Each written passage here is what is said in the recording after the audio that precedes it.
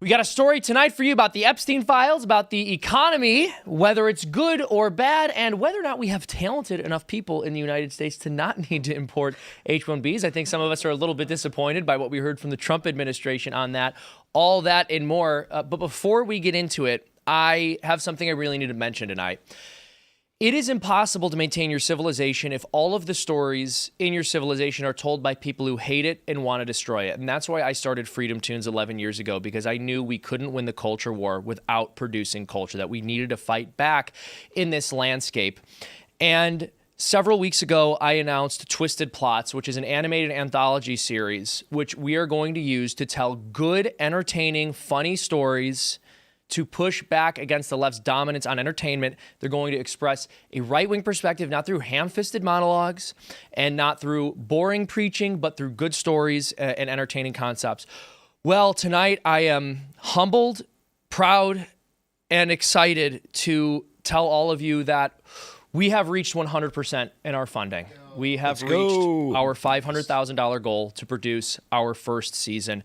Thank you all so much. Any additional funds at this point, we're just going to invest into developing additional content for the show. I want to thank you all so much. The campaign's still going for another day, so if you want the perks or anything like that, you still can. We've still got, a bit over a day left, but we've reached our funding goal. We're 100% funded. So God bless you guys. Thank you so much. A lot of prayers have been said. A lot of hard work has gone into this. I'm on the 7th day of a novena to St. Joseph right now. So thank you, St. Mother Teresa, St. Joseph, and St. Jude. And thank you, Sister Cecilia, for praying for this. And thank you to my wonderful wife, who I could not have done this without, and my incredible team. And now we're going to get into it, but I just had to issue that statement, and I had to thank. And of course, thank you to Tim for giving me this platform to continue to promote it and to allow me to launch from this platform, because that was huge. Now, to dive into it, today we have with us Noah Wall. It's great to be on. The president and founder of State Leadership Initiative, and I'm just a guy on a mission trying to make Republican state governance match what the citizens actually vote for every single opportunity. Oh, yeah. You mentioned the NGOs that are behind the scenes. You call it like a shadow government, just twisting these Republican states as if they're any other state. Like it's almost irrelevant. It is an incredible thing, and hopefully we get to talk about that tonight. And I'm at Ian Crossland here. I'm back from Rice University, where I went down there to do a documentary on graphene. It ended up being a wild nanotechnology documentary. I tell you, man, you spend time around scientists at the pioneering edge of reality, and you will be white-pilled over and over and over. And if you spend time with politicians, I feel like you tend to get black-pilled. So it's important to do both and take the gray one, take the gray.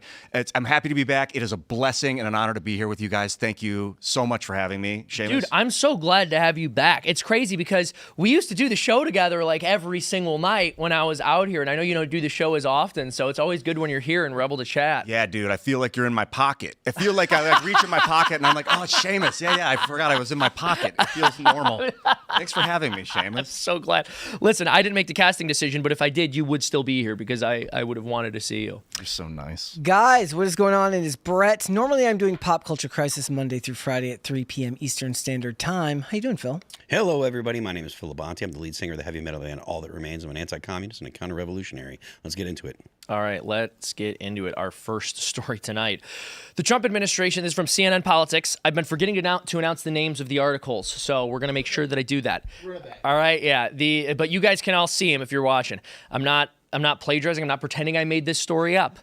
Trump administration holds Situation Room meeting over House effort to force release of all of DOJ's Epstein files. The top Trump administration officials met Wednesday with a key GOP lawmaker about an effort in the U.S. House to force a vote on releasing Justice Department case files related to Jeffrey Epstein, according to multiple sources familiar with the meeting. White House Press Secretary Karen Leavitt acknowledged that meeting later Wednesday when asked about reporting that administration officials were huddling up with GOP Rep. Lauren Boebert.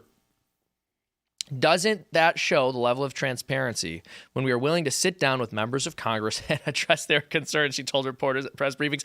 Maybe not enough transparency, maybe not the exact kind of transparency we've all been looking for. I'm going to turn it over to the rest of the panel. How do you guys feel about this? Is this what we voted for? Well, I'll start off and tell you that headline is the type of thing that we always find out 3 months later never actually happened. Fair enough. So I'll just throw that bone Trump's way. In what reference? Like, Just, situation room meeting on Epstein. I mean, sounds like maybe there's a situation room meeting where Epstein's name got mentioned, but that's usually the type of thing that, did they actually, okay, guys, let's go talk about this right now in the situation room. what were you saying? Mike If I got were to brought up. steelman the situation, right? For a steelman, I would hope that the meeting that was where Epstein was discussed was the administration saying, okay, we need to get all of the information we have out there, get in front of this, because that's what an adult and responsible administration would do. Because as long as there are questions, and there have been questions since before he took the oath of office in his second term, as long as there are questions, there are going to be people that are going to say, this is bad, blah, blah, blah. This is going on. And there's all sorts of accusations being thrown around. The only option the administration has is getting as much information out as exists. There can be no more redactions. There can be no more trying to tell people that the topic doesn't matter. There can be no more of that. He has to release all of the information. And again, this is just a steel man. Hopefully that's what they were talking about. If not, this is going to continue to haunt him, and people are going to continue to make accusations. And at this point, honestly, it is kind of a situation where, because they've taken so long and because they've tried to deflect and stuff, there are people out there that are never going to believe whatever comes out. When they say, okay, all of the information, so say all of the information, just for sake of argument, say all the information is put out, there will be a group of people that are going to say, there's more. Because there's no, if they don't hear what they want to hear, they're going to say he didn't release it all. There's blah, blah, this is blah, blah. And it's going to haunt him the rest of his presidency. That's the nature of these types of political attacks now, in a lot of ways, not an attack on him, but in general. When it comes to information needing to be released and there's a hesitancy to do so, what you'll find is that most people in these spaces, they're waiting until they hear the exact thing that they want to hear about that topic. And if they don't do it, they're just going to keep saying that you're putting it off. But we've had so much corruption in government for so long. It's like when people talk about not trusting the media anymore. There are times that the media actually tells you the truth, but nobody wants to believe it anymore because they've lied so many times. It's like you could have gone 6 months without hearing a lie, and then you see that thing on the BBC about lying about Trump in a documentary, and you're like, you're just doing it all over again. You can't stop yourselves. You can't help yourselves. And there's no way for the media to regain their credibility. And it's fast becoming true that Trump is losing any chance he has of, returning his credibility with issues like this. And that's not even to say, like they were saying, Democrats leaked 3 pages, right? And they crossed out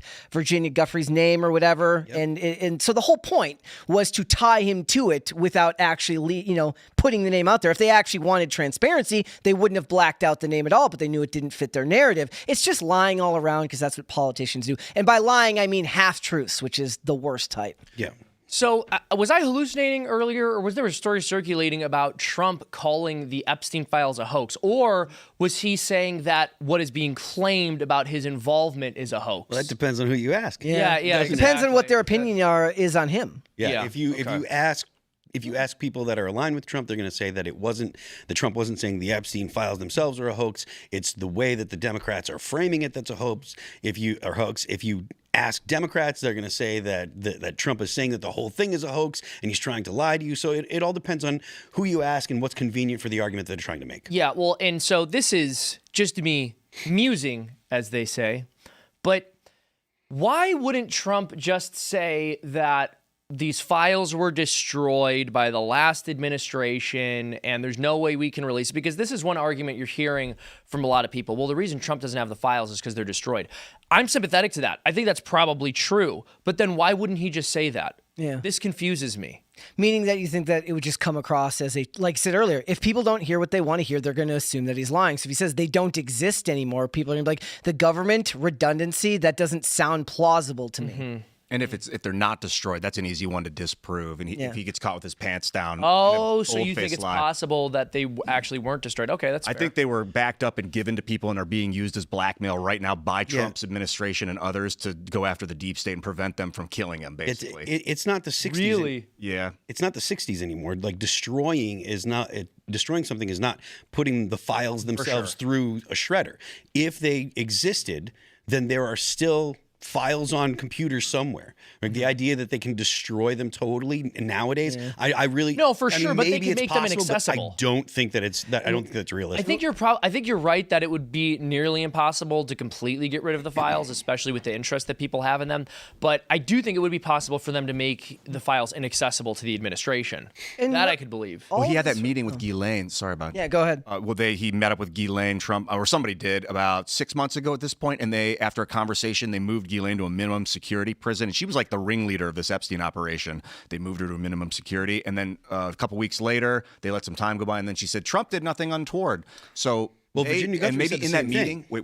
wait, let me say this last thing. Maybe in that meeting, they got the keys from Ghislaine, the final piece to unlock the files so that they have them, and that's her reward as they put her in minimum security. Virginia Guthrie said the same thing that Ghislaine said. Virginia Guthrie said that Trump had never done anything untoward, and there's also Which is why they blacked out her name in the file release. Exactly. And also there was, I heard it today, someone talking about I think it was on the morning meeting, Mark Halpern was talking about it, that the argument that Trump made, or Epstein said that he spoke to Ghislaine, Trump spoke to Ghislaine, and knew about the young girls. And Trump told Ghislaine, you guys have to stop this. Yes, that did come out in the files today. And it's one of those things. The interesting part about this is whenever we hear something new, it usually does not transpire that it was Trump actually doing anything untoward, which is what makes the whole, why not release such a puzzle. Because, these files today were clearly timed by the Democrats. The release was set up to impact this vote that the House is going to take, how they're going to handle the release of the files. And in these files, Trump is telling Ghislaine, hey, you need to not do this. Yeah, one thing, he might have been working with the FBI. This has come up before in thought experiments, is that he was actually turning these dudes into the FBI and sided with the FBI. I've heard, that he was like a secret agent man. Yeah, and if he publicly came out with that now, how would that look? And just as a matter of framing, all it takes is a headline that says Trump is in the files. It doesn't matter what is actually, in the actual documents themselves, because it ties it to him as guilt by association for people that don't want to look deeper into whatever they're doing. And he's already at a disadvantage right now because he's pissed off his base. Yeah, and Sorry to cuss right there, but he's with the H-1B stuff and the students from China, he's angering a lot of the people that would at least usually go to bat with a reasonable argument to the contrary for whatever people are coming at him with. Yeah. So, and the idea that he is in the files.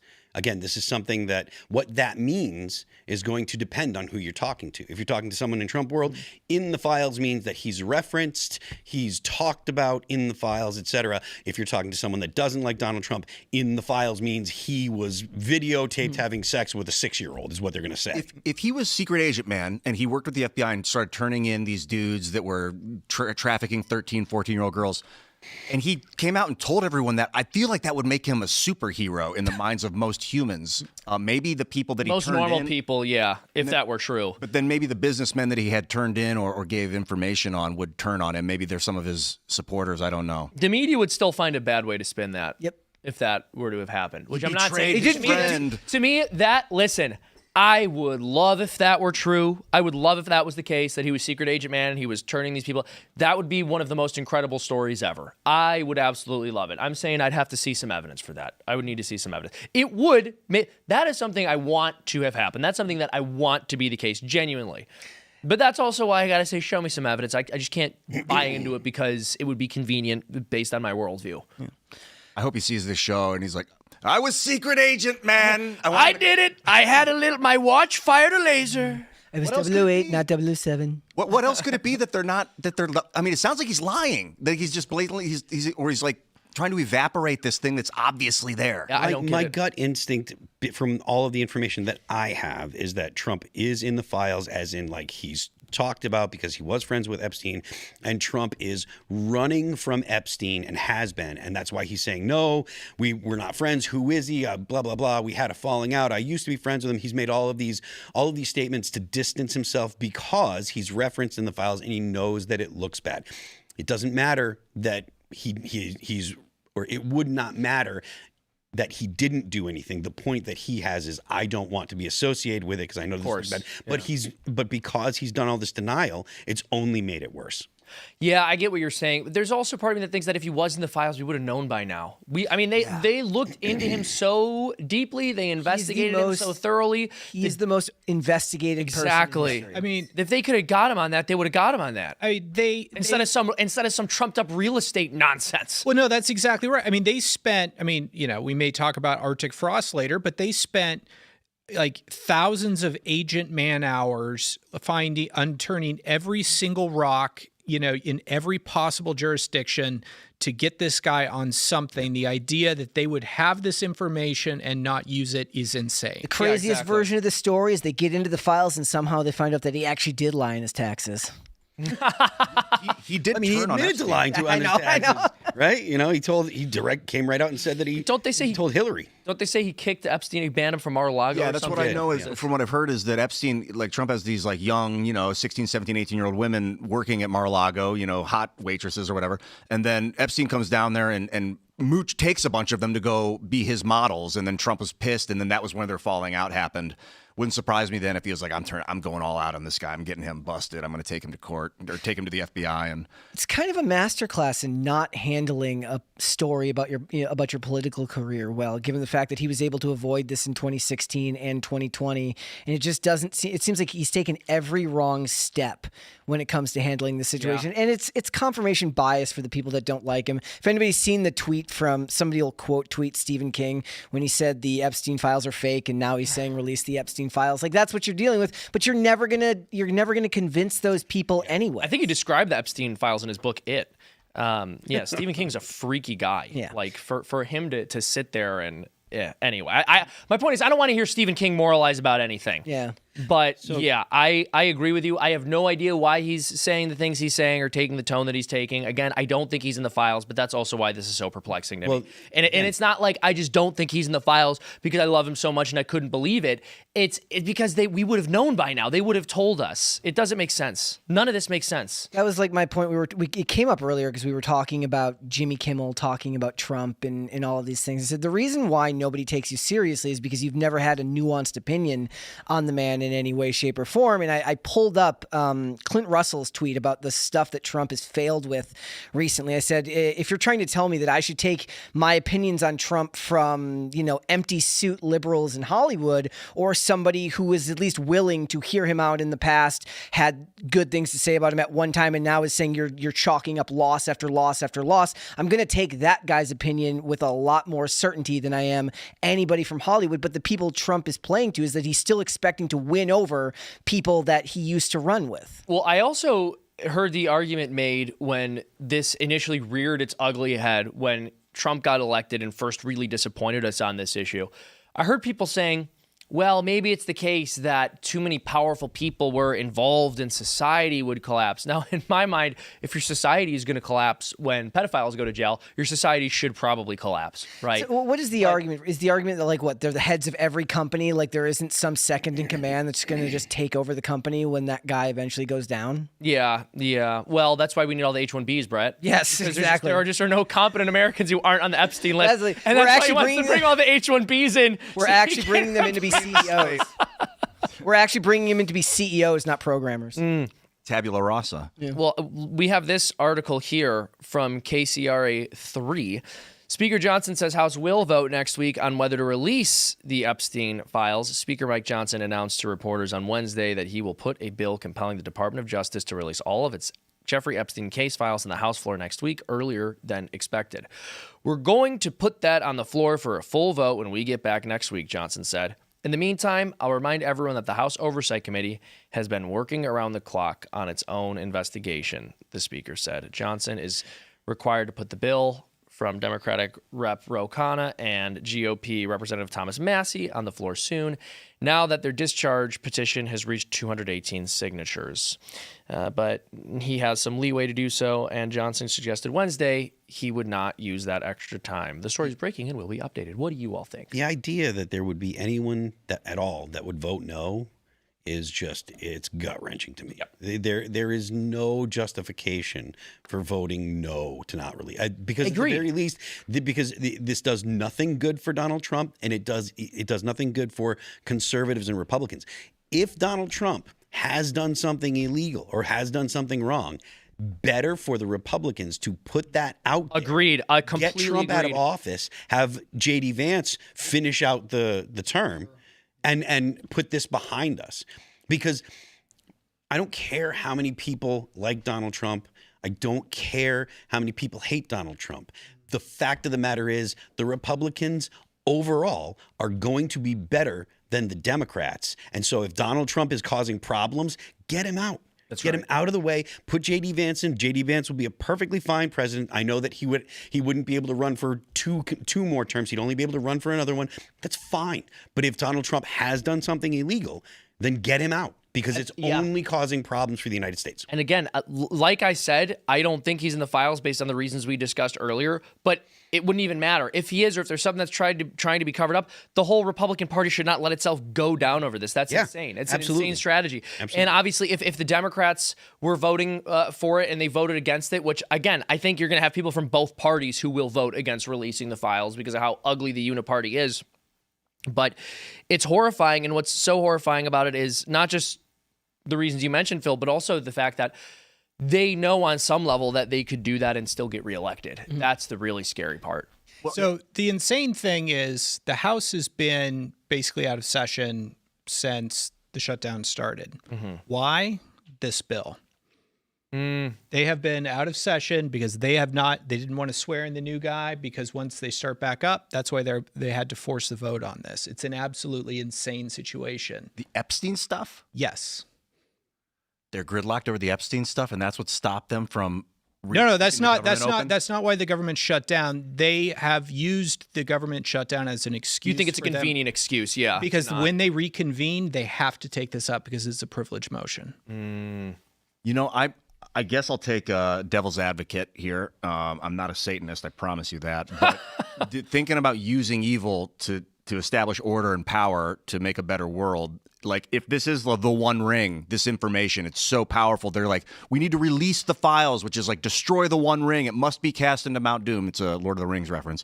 We know it's a Lord of the Rings reference. Like, you might know. But then the guy's like, no, I'm going to use the ring to destroy Sauron. And they've got this powerful blackmail. If they're blackmailing like the Saudi princes and the royal family of England and the Israeli government, if they have this control over foreign people diplomatically because of this technology or this info, and they were just to give that all up. So just to push back on that, I don't think Saudi princes would care, right? That their royalty in Saudi Arabia, they're buying up half of America anyways. Their culture is totally different, so they wouldn't have the same repercussions as the United States. And then as for the royal family in England, what was it Philip?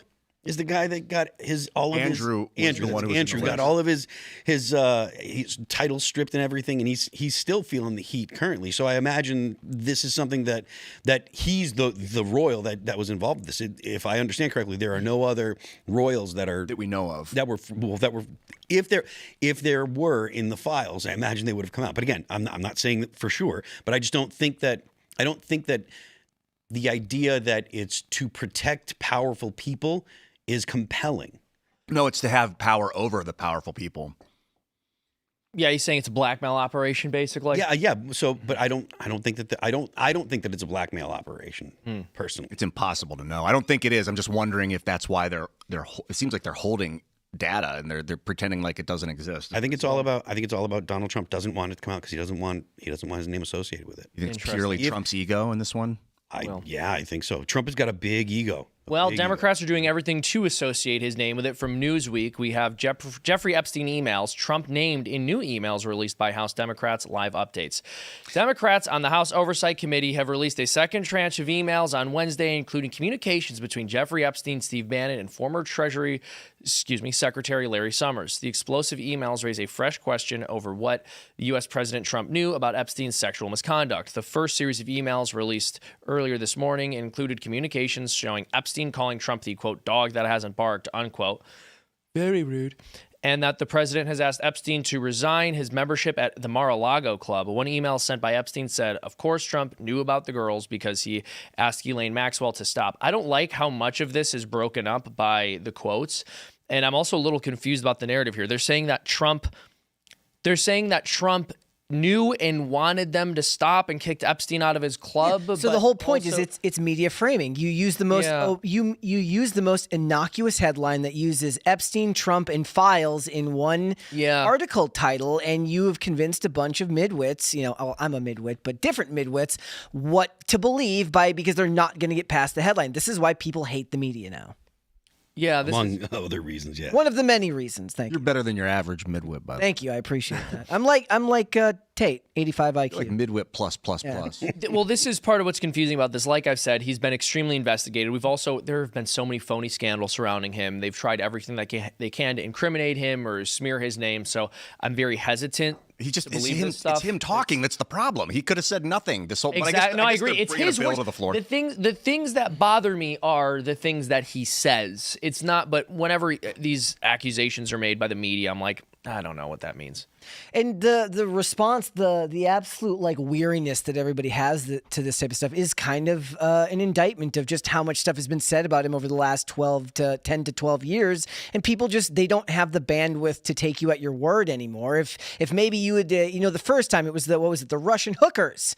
That's in right. bed, That's right? Like if maybe you gotten it right the first time or before the Steele dossier or any of this stuff, maybe more people would be willing to take you seriously. But now you have to just beat everybody over the head with it. And all you had to do was do a more honest title to this article, but it wouldn't sell copy. Well, that's exactly right. And so ultimately, they've cried wolf many, many times. And if this time it turns out there was a wolf, no one's going to believe them, and it's going to be their fault. People have picked their sides anyways. So, I mean, that's what I like about people on the right who are calling this stuff out now, who may have voted for him in 2024 and saying, look, he's screwing up on a lot of things. If he's bad, get him out of office. And I appreciate, don't subscribe to a party and don't subscribe to, especially to any one person, be it a politician or anybody else, because you should not hold anybody in that level of esteem, especially if they have power over you.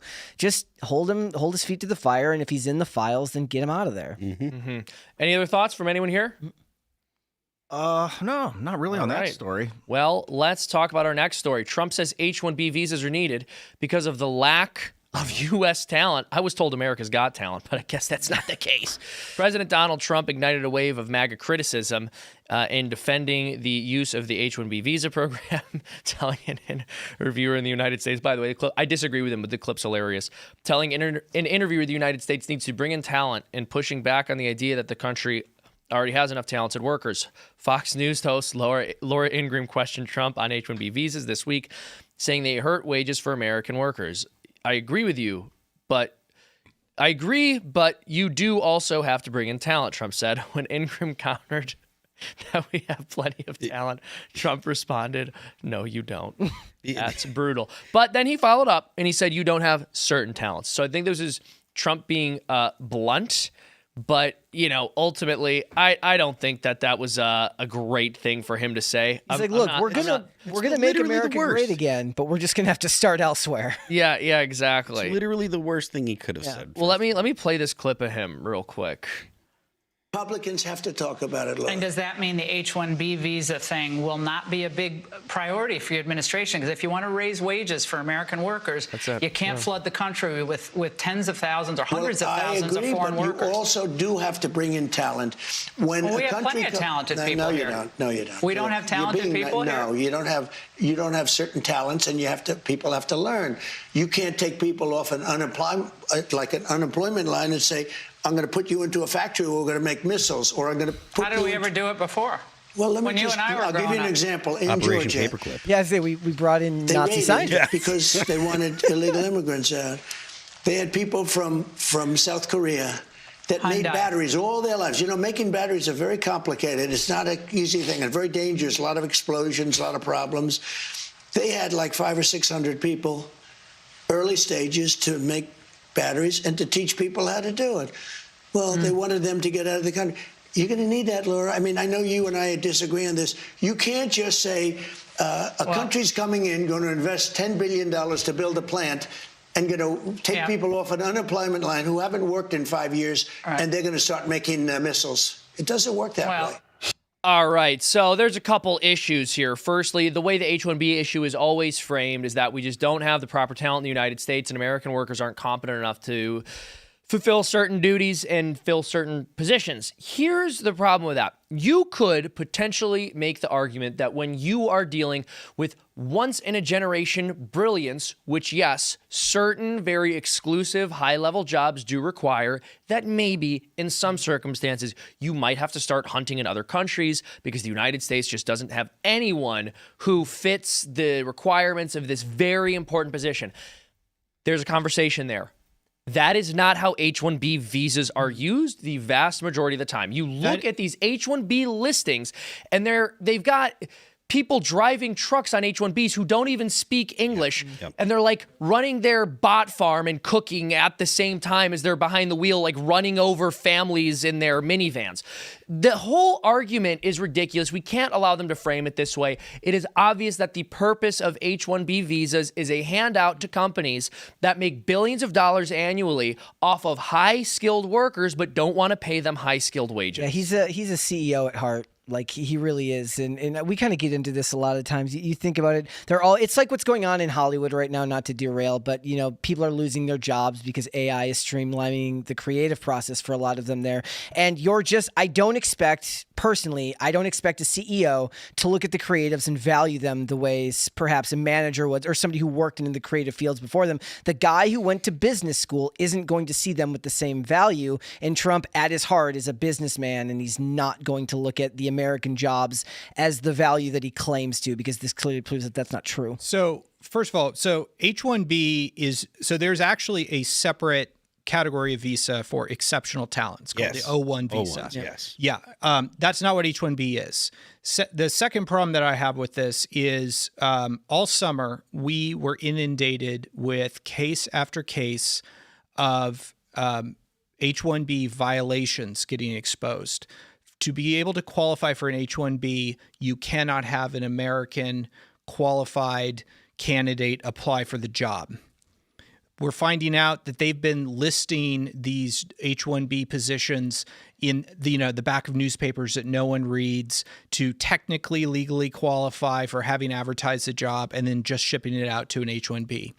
The problem that I have with this as well is that we have public universities around the country that are hiring H-1Bs by the tens of thousands. These are state universities that are required. They're set up to educate the people of that state in a fiscally make it like a cheap university for the residents of that state. And what are they doing? They're going out and hiring H-1Bs. With state government, taxpayer dollars. I mean, it's an absolutely insane problem all the way around.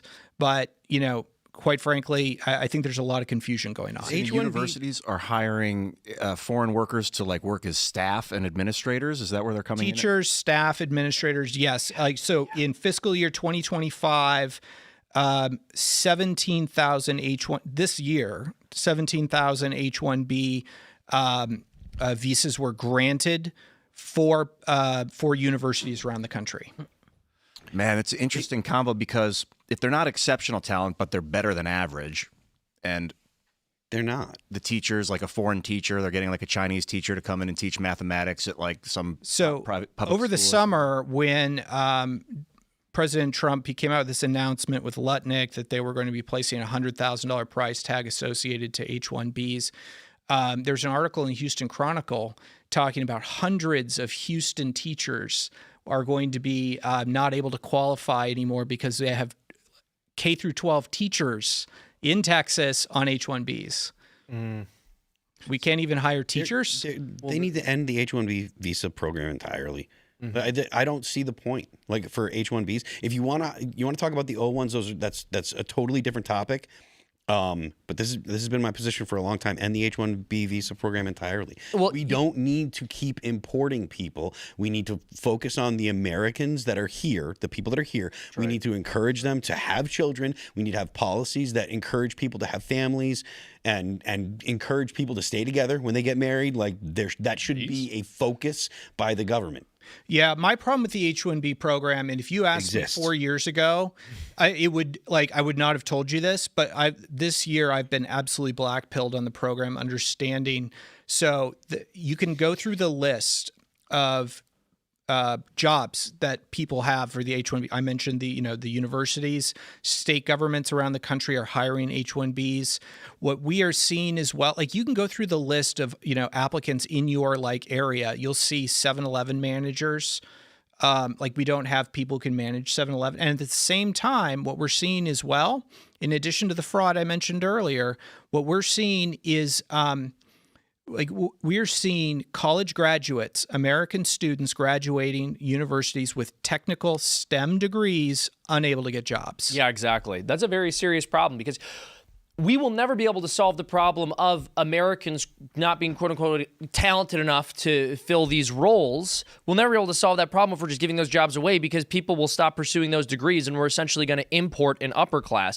Now, another huge part of this is you mentioned that there were a lot of companies that were putting ads for jobs in the backs of obscure papers and magazines that no one was reading.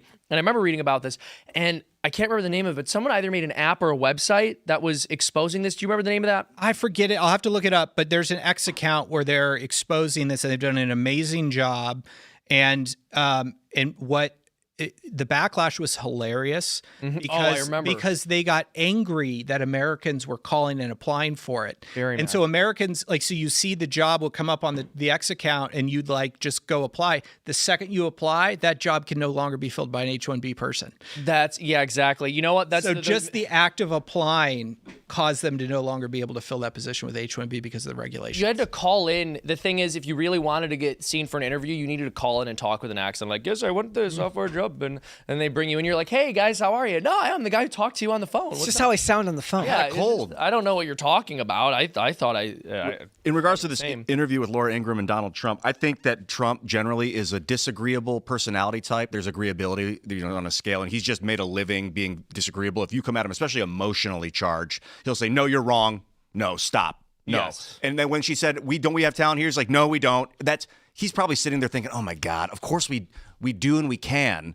But it's not that I don't think that he's intending to stunt the growth of the talent of the American people, or he's not saying that just because he hasn't seen it doesn't mean it doesn't exist. The problem is to his base right now, it feels like he's chosen the donor class over actual American citizens. I think he needs a longer platform to talk about this because that was a 1-minute, high-powered, emotional charge that he barely got any coherent message out.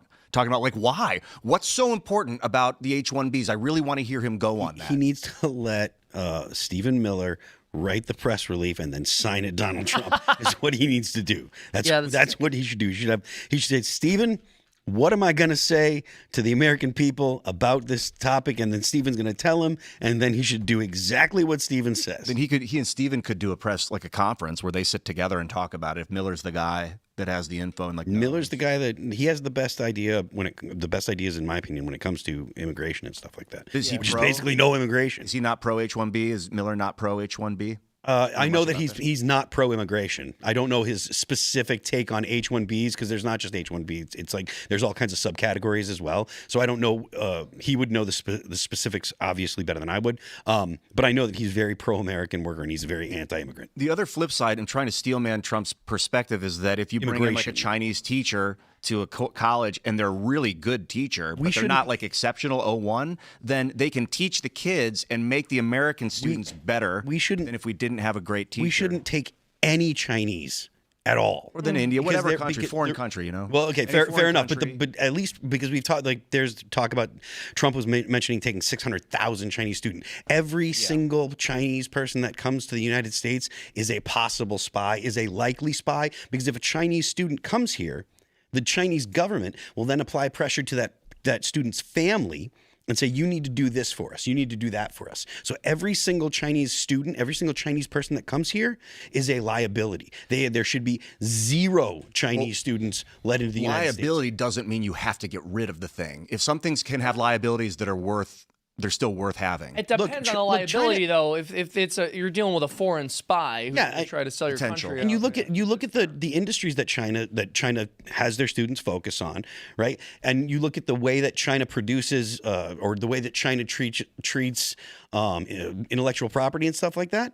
They just steal everything. Yeah, they don't really steal value patents, everything. from what I've been told. So there is no benefit to having Chinese people come to the United States, help develop things in the United States, and then send it back to China. It's a different conversation than H-1Bs because we're talking about students. My experience with Chinese students, I was just at Rice at the nanotechnology lab. There's Chinese students developing material science like that's called Rice. New batteries. And it's going back to China. No, they're starting corporations in the United States and made CEOs of these corporations to hire American workers. Maybe they're doing that, but the information is still going back to China. But it's also going to the United States. If they go to China, it's just going to go to China.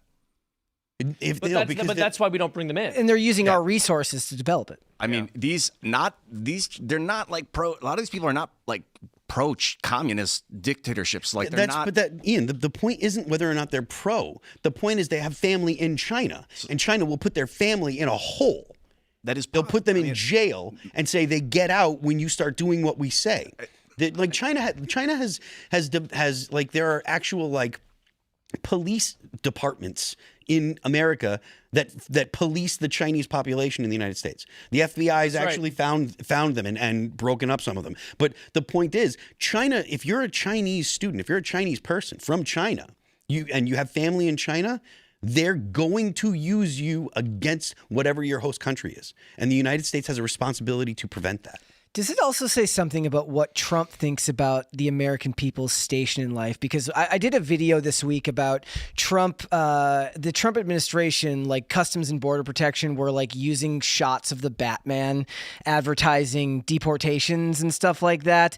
So is the idea supposed to be that we free up lower wage jobs by deporting illegal immigrants? Americans can have those jobs, but anything higher than that, no, we're going to import H-1B visas. So there's no upward mobility. You can get those jobs because we're going to deport illegal aliens, fine. But you're not going to have any upward mobility because we legally bring in people, which will benefit the corporations because they can give them those jobs at a lower cost. Exactly. Well, and also it's just disheartening and confusing that Trump has gone back and forth on this so much. We were all white pilling because he said, oh, actually, we're going to make them pay $100,000 for each H-1B. And then some were saying it was going to be annually reoccurring.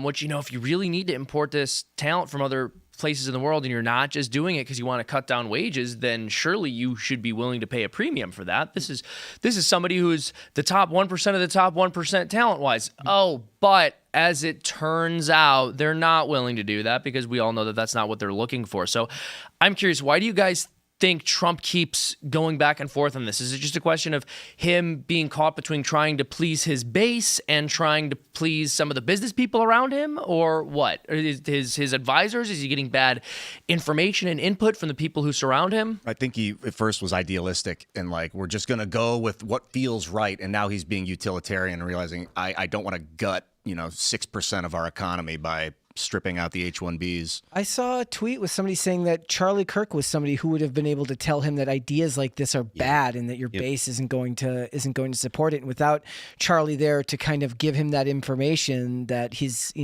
administration is suffering right now. Yeah, and one of the good things about Donald Trump is very pragmatic.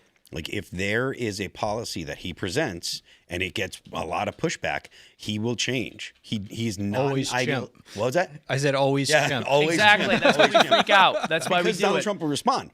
And that is something that honestly, in my opinion, is good. So like if I think that Trump has been on the road for the last 6 weeks in foreign countries. I think he's been hearing from a lot of CEOs. I think he's back. I think we need to tell him what the American people think very clearly on this. Totally agreed. And one thing we got to remember about Trump, we admire him because he realizes you can just do things. We get upset with him because he also realizes you can just say things. And Trump will just say things sometimes, and we got to call him out and say, not what we voted for, not what we're looking for. Not what we're interested in. He's not an ideologue. He doesn't have some kind of he doesn't have an ideological plan for what's going on. He wants to do things that are going to make him look good, and the things that will make him look good as a president is having a successful country. Well, yeah, and I'll say this. If there's any shot of Donald Trump ever hearing this, or anyone hearing this who's near him or who speaks to him, the people who are telling you that we need more H-1Bs, the people who are telling you we need more IVF, the people who are telling you that we need more immigrants, the people who are telling you to abandon your base, just remember this. Your base loves you even when they're disappointed in you and unhappy about these things. These people telling you to do this stuff, they hate you even when you do what they want. You can't go along with them. You got to give the voters what they voted for. I don't think that American equals better. That's not the way it works. But that's not the argument. America It does. with foreign workers. It's no. It's not a question of does American equal better, like is in are Americans intrinsically more valuable as human beings? It's who are you rooting for? Are you rooting for the people who elected you and the people you were elected to govern, or are you rooting for foreigners? Well, if I could get you a tutor, and it was the best tutor was like an Indian guy, why wouldn't I get you the Indian guy? And we have a legal precedent for it.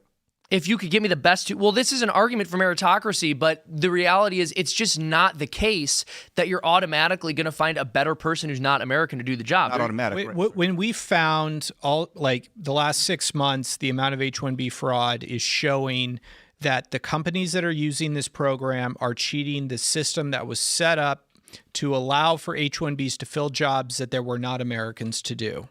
The fact that they have to cheat shows that there are Americans to do it. So to be quite frank, I think that is an argument for, if you want to change, the immigration system and set up, there's a lot of other immigration programs other than H-1B, but quite frankly, the fact that they're cheating on this is showing, Palmer Luckey talked about the amount of fraud that he's seen in San Francisco and in Silicon Valley on this. The fact that they're cheating on it shows that it is not as being presented. And one thing we have to keep in mind about H-1Bs, the H-1B visa is tied to a job. So if a person gets brought in on an H-1B visa, the employer has a lot of power over the person. So if you're on an H-1B visa and you're like, and your boss comes and says, we need you to work this weekend, you're not going to say no. You say, okay. And that even if you're on salary, right, you're going to do what they say. Because if your boss gets bummed out with you, he's going to be like, all right, well, you're fired. Yeah. And then you'll have to go back to wherever you're from. Unless you're an intrinsic part of the company. Pardon me? Unless you're an intrinsic part of the company, like a software developer. Again, hold on one second. Again, you're talking about H-1Bs as if they're O-1s. No, software developers, for instance. H-1B, you can't just fire your developers. Oh, yeah, you can. I mean, good luck if you want to take 6 months off and you can afford it. You can, and replace them with someone else if they're not skilled. It's not that easy, though. Have you run a software company? That's not a software company, but I've run companies. And yes, you can. You absolutely can. If you're a big company, I ran a software company, brother. Ian, even still, not that easy. Ian, the point is, it's the leverage, it's the threat.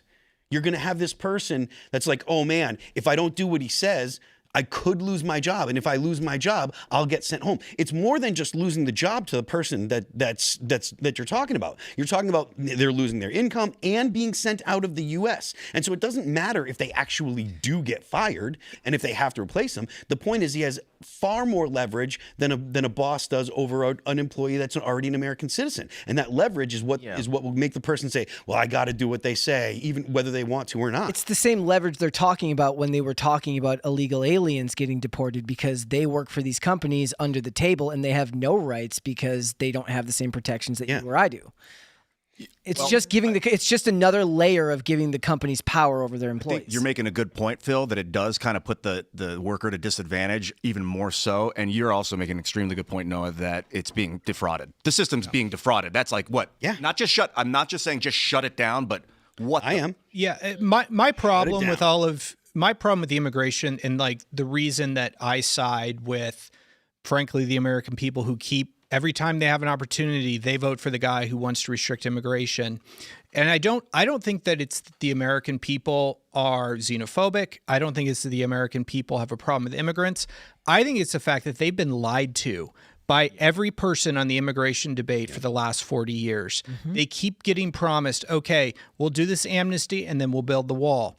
We will do, we'll do amnesty first and then we'll do border security second. and they have been lied to over and over and over again. And I think the dishonesty has led to what we have now, which is like, hey guys, like, come on, like, finally, like, we've got to stop. And it's because of the dishonesty. And so, like, because the American people are like God-loving, amazing people. And the fact that, like, what we're going through right now is a result of blatant dishonesty through the entire system, and I think that's what the people want fixed more than anything else. Not just dishonesty, but they've actually been made to be seen as bad people if they don't agree with it. That's the worst part. Not only have they been lied to for the last 40 years, now the argument has gotten so bad that if you believe in borders at all, you're a bad person. A racist. 100%. A racist. 100%. Mm-hmm. That's the argument the left has done, consistently. Every policy. And Republicans before Trump. Yeah, fair enough. Okay, but that's because the Republicans are afraid of they don't want to step out of line because the Democrats are going to call them racist. The fact that the American people cannot engage in argument because the Democrats are just going to say, well, you're a bad person. This is a moral argument, et cetera. That's a terrible thing for the country because then you can't actually get people that will debate ideas. It's all about just ad hominem attacks. You don't like this policy, you want to kill children. You don't like this policy, it's because you're a racist. You don't like this policy, it's because you're an Islamophobe. You don't like this policy, it's because it's always these attacks against these ad hominem attacks, as opposed to saying, well, what are the actual arguments here? Nobody steelmans anyone's arguments when it comes to policy making, and that is bad for America. I think Trump went in America first, this second term particularly, and the first term, but then he's more liberal economic order first. Like, he's really trying to preserve Israel, our hegemony over the Suez, that whole Middle East thing. Not that he wants war, but that he's more global mind right now. And this H-1B thing has been used for 40 years for the world to disrupt and destroy liberalism in the United States. It sounds like they've really corrupted this, and they want to use people's compassion to be like, you can't just get rid of visas. That would destroy our heritage, what we've built our ethos upon. But he's more like, bro, we're a world government. Like, this is a world, the economics is everywhere. You can't just like borders. Yeah, you can set up machine gun nests, but like, you can't, it's like you can call them on the phone you can video chat, you can video conference. That's what it seems like, is that he's more globally mindseted right now. Do you think, all right, here's a question. Do you think when some of these things come out, it's because Trump is trying to pick his battles and he doesn't think he's going to be able to achieve something or wants to focus on something else, but he needs to brand everything as a victory, so he just says, I wanted this the whole time? I mean, that speaks to his ego, if that's true. Yeah. No, I'm just curious. I'm spitballing here. I'm just musing, as they say. He does like saying that he does like promoting himself as not making mistakes and getting it right. Like the COVID stuff, he did a lot of that with COVID, the way that was handled. I mean, they printed, $7 trillion? Maybe it wasn't his administration, but the stuff he had set up and kind of green lighted, and he but I don't know. To answer your question, I can't really think for him. Yeah. Well, speaking of COVID and a lot of extra cash being injected into the economy and some of the fallout from that, Trump, according to Yahoo News, is downplaying economic woes as partisan spin, saying costs are way down. President Donald Trump said the U.S. economy is strong and insisted polls showing Americans are feeling economic pain are fake during an interview on Fox News that aired on Monday night. Trump said bad news about the economy amounted to a con job by the Democrats, adding Democrats feed major news network anchors with the message the economy is bad, and then every anchor does exactly what they say. That is cope. That is 110% cope. So there's two things here, because he is right about the way that news is presented regarding his administration and the way news is presented regarding basically anything Donald Trump touches. But at the same time, the idea that you can argue with people that are suffering, that are struggling, people that can't pay their bills, people that can't afford groceries. If I understand correctly, defaults are going up on credit card bills. There's record highs on defaults on car loans. People are starting to default on their rent and their mortgages and stuff like that.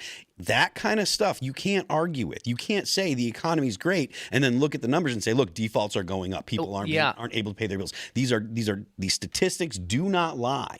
And so if Donald Trump is just going to say, hey, they're wrong, the American people are going to say, he doesn't give a crap about us. Yeah. Well, he doesn't know what's actually going on. He doesn't care about us. Well, and you also can't say the economy is great after you've been talking about the need for 50-year mortgages and 15-year auto loans and everyone receiving a $2,000 stimulus check. Listen, the stimulus check thing, at the very least, maybe you can make the argument, well, we've been robbed by these other countries and the tariffs have delivered some of the money back to us, so I'll give it back to the people. Sure, maybe that's a separate conversation. But when you're talking about needing to make people debt slaves to banks for far longer periods of time than they've ever had to be to purchase things that people were able to purchase without having to give that kind of interest money to banks and burn that kind of capital, no, you can't turn around and say the economy is actually great. Speaking of him giving $2,000 checks, stimulus checks with tariff money, that's wealth distribution. That's him taking my money because prices have been jacked up due to tariffs and giving it to somebody else.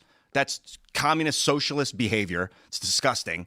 It's shocking that he even thought of it. It's crazy. That's been the standard for ever and ever, to be honest with you. That's the unemployment tax. That's exactly what that's what they did when they started printing all the money that has created the income inequality that everyone's experiencing. Well, Ian wants to end the Fed. What? Well, Ian wants to end the Fed. So Gradually. he's going to agree with you. And then suddenly. But I mean, I am actually fond of the idea of ending the Federal Reserve as well. But when they start printing money and people that have things, they can take out, they have good credit, they have assets, they can take out loans at 0, 1, 2%, and then they put it into the stock market, and the stock market returns are 10, 15% per year. They're making, 12, 13% on this money that they borrowed, and all it's doing is sitting in the stock market because they bought stock with it, and they just make a bunch of money off of this loan because the government kept interest rates so cheap. I want Noah to have a chance because he's been trying to get in here. Yeah, well, so this takes me,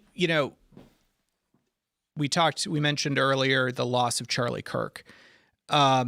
Charlie's last interview that he did with Tucker Carlson, he went on there with a single message. That message was the American youth are suffering. Yep. They are facing challenges that no other generation has faced, and this is a crisis, and we need to make this our top priority as a nation. And he didn't bring that because everything was going well. He brought that because he actually he talked about, and he was visibly frustrated on that in that conversation with Tucker, where he's like, I try to tell boomers this, and they will not listen. Yeah. And he broke down, the fact that this was just out the other day. We had a news story. The median age of first-time home buyers are now 40 years old. The median age of all home buyers is 60. Oh. And we're talking that is an insane statistic. The amount of debt that kids are getting into when they get out of college it's absolutely astonishing. But then you go down the fact that they're doing buy now, pay later on buying Chipotle. It's absolutely so. He brought this. He felt that it was a critical issue. I think that we owe it to Charlie to keep talking about that because, that crisis is not going away until we solve it.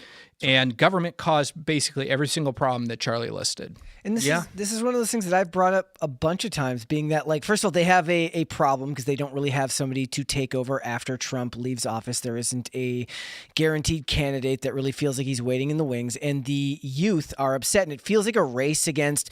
So right now, men and women are voting on party lines in a lot of ways. Men have been voting conservative because they feel like, or are voting Republican because they feel like the Democrats have absolutely nothing for them. But that only lasts so long. If the economy gets so bad, all it takes is one very charismatic Democrat to pull men who are desperate back to that side of the aisle if all they do is gather enough power and enough influence within the party to be able to stave off the anti-men, anti-white part of the coalition there. And that could happen. Now, maybe we're talking about Mamdani in New York City. And if you don't think that it's possible that you get another charismatic Mamdani type that can run for president, because he can't, it's very much possible. And that could happen. And they don't have an argument against that. I made a joke I'm half joking when I said, they should just run Fetterman.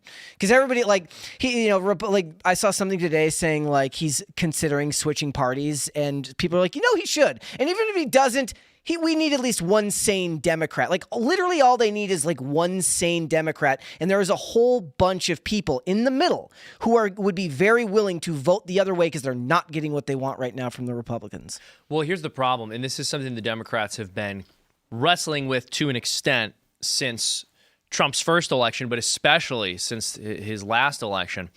They keep saying, how do we reach young men? How do we reach young men? How do we reach young men? And of course, what they're saying is, how do we continue to treat young men this way and still get them to vote for us? And now the right is actually starting to ask that exact same question. This occurred to me just the other day, that basically any time you hear the question, how do we reach young men? What you're really being asked is, how do I get young men to obey? Not, how do I give them a message that works? Not, how do I change circumstances to make the world friendlier to them so they can start families?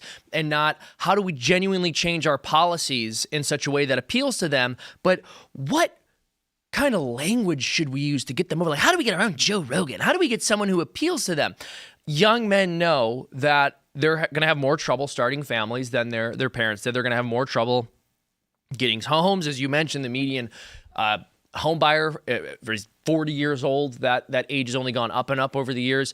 So the Democrats are fundamentally incapable of offering up any solutions that are going to appeal to young men because they all hate their dad a lot, and that's actually what they see in the young men that they talk to. I'm serious. Any young man who wants to start a family, they see their father in him and they hate him. And so even on an abstract political level, they have to do things that are fundamentally anti-man. The Republicans are like 50-50 there. We've widened the tent, so there's like a lot of dad haters in the party now too, to be totally blunt.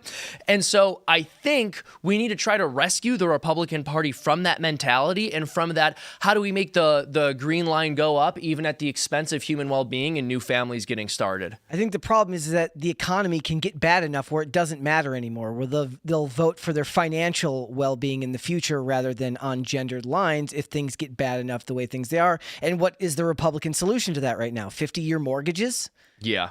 Lying about grocery prices going down when everybody knows that that's not true, and pretending like everything's hunky-dory when it's definitely not. Like, there aren't solutions there from either side. They're basically surviving on the fact that the left is freaking awful at speaking to men, but that eventually won't keep if things get bad enough. And it won't keep next year. I mean, we have midterm elections coming up. We all know that Trump voters don't come out to vote in midterm elections. We already know that. They're especially not going to come out if Republicans are putting off. I mean, the problem and the reason that we have not seen Republicans take action, and I'm not going to be fair to them, but I will for a second. The solutions are hard, right? So, like, why are home prices up so much? Because, New York City, where Mandami just got elected, 1/3 of rented apartments in that city are price controlled. I mean, so we are talking about either people who are part of like Section 8 housing, whatever the state and local version is of Section 8, plus rent-controlled apartments. Those are 1/3 of all units. Mm-hmm. You want to lower prices, you got to get rid of that welfare. I mean, because the people that are suffering are the people who are just above, being qualified for those programs. We have got to tackle the hard problems that frankly are causing the unaffordability. Republicans, I don't think, have the guts, and that's what's really concerning. Well, I think you're right. Any problem that is going to require short-term pain to solve and will take more than 4 years to sort itself out is something no politician is going to actually touch, and they'll just throw Band-Aids over it. And that's the exact case with the housing market. Look, man, this is going to be dark, and I hate saying this. I'm not trying to upset or offend anyone, and I know I never do that, but there is basically no way to ensure that young men can buy houses and start families other than allowing for an actual market correction to happen, which on paper is going to look awful for the economy, and which everyone is going to say is a bad thing, but is probably an important step in promoting the growth of new American families. The other way. And by the way, I'm not saying we go out of our way to engineer that or do anything that would negatively affect the prices of housing. I think we just have to let the market sort itself out. And if the prices come down, you let them come down instead of saying, oh my gosh, we need to allow for there to be these 50-year mortgages so that we can extend buying power so that people can purchase more house than they're able to afford traditionally based on their income level. Well, then what's the result of that? Prices don't come down. The other thing, other than a market correction that would solve the problem, is a reduction in cost. Well, that's what a market correction is. No, just buy cheaper fuel, like going to a hydrogen fuel system. Something. That's fair. Free open system. A correction would be like a market crash, and then the dollar. It requires $1 million to buy a hamburger, and everyone with Bitcoin now becomes the norm, and all these other. It'd be like 120 million people on the street begging for food. And then the Bitcoin would be the one world currency where they track you, the tracking. So the market correction would be a very bad thing for society right now. I think reducing cost with technology in another industrial revolution, but you don't see a lot of that talk in politics because a lot of times maybe they're just not at the intellectual level, or they're just too focused on getting votes. Like you were saying. Well, that's what I'm saying. The system doesn't people into getting. How do we get young men to vote for me? It's rather how do I actually inspire young men? Well, show them the solution. Well, that's exactly right. And like I mentioned, we just don't have a system that's conducive to solving problems that take more than 4 years to solve and that require short-term pain. And just a slight disagreement / correction. A market correction wouldn't necessarily mean a crash, just a reduction. But I think you're right that there's other. What do you mean? Well, it wouldn't have to be a total crash of the prices in the housing market. It would just be a decrease, and it could even be a gradual decrease, but it probably needs to happen. I'm not saying it will. I'm skeptical that that a correction would not lead to a crash because I'm not. I agree with you. I'm just saying it's not impossible. I'm saying they're not the same thing. That's all. I'm not talking about a crash of just the housing market. Right now we've got a dollar bubble. Like it's an everything bubble. The stock market is in a bubble because of the all of the money that's been printed. All the people are just buying stock with free money. Like there's an everything bubble right now. So a correction in the housing market could turn into an economy-wide crash, and it's very, very dangerous. And just for semantic, a crash would be a type of correction. Not all corrections are exactly. crashes. Yeah. I think that's fair. Well, speaking of which, speaking of economic crashes, from the post-millennial, socialist Katie Wilson wins election for Seattle mayor, defeating Democratic incumbent Bruce Harrell after late vote count. Hilson describes herself as a socialist, and her win is a rejection of the moderate leadership that the city once saw. Socialist Katie Wilson has defeated Democratic incumbent Bruce Harrell to become Seattle's next mayor. The election, which occurred on November 4th, saw Harrell in the lead by 7 points, but Wilson redistributed his vote. Now, Wilson gained ground over a week later as mail-in ballots continued. So we got okay. So maybe she did redistribute. No, I don't know. That's a joke. YouTube. We're just joshing around here. Just a bunch of fellas making jokes. The latest ballot count on November 12th showed Wilson leading by nearly 2,000 votes, enough for the race to be called for the socialist barista, with 50.08% to Harrell's 49.59%. So what do you guys think of this? You big fans? This just speaks to the argument that we've been making. Like if you don't have an economy that works for people, specifically for young people, then they're not going to think, oh, I can buy into a capitalist society. Yeah. The reason this is the second, major city that in this particular election season that has elected a socialist who said, at least has said, I am going to institute policies that are supposed to help you, right? Like, and it's not like they defeated a Republican. Both of them defeated Democrats. Cuomo, even though he was running as an independent, he was a Democrat, and he'd been a Democrat, I believe, all of his life. And the socialist defeated the Democrat in Seattle. These elections bode very, very badly for the United States. Young people do not buy into our system, and we need to fix that. We need to do something.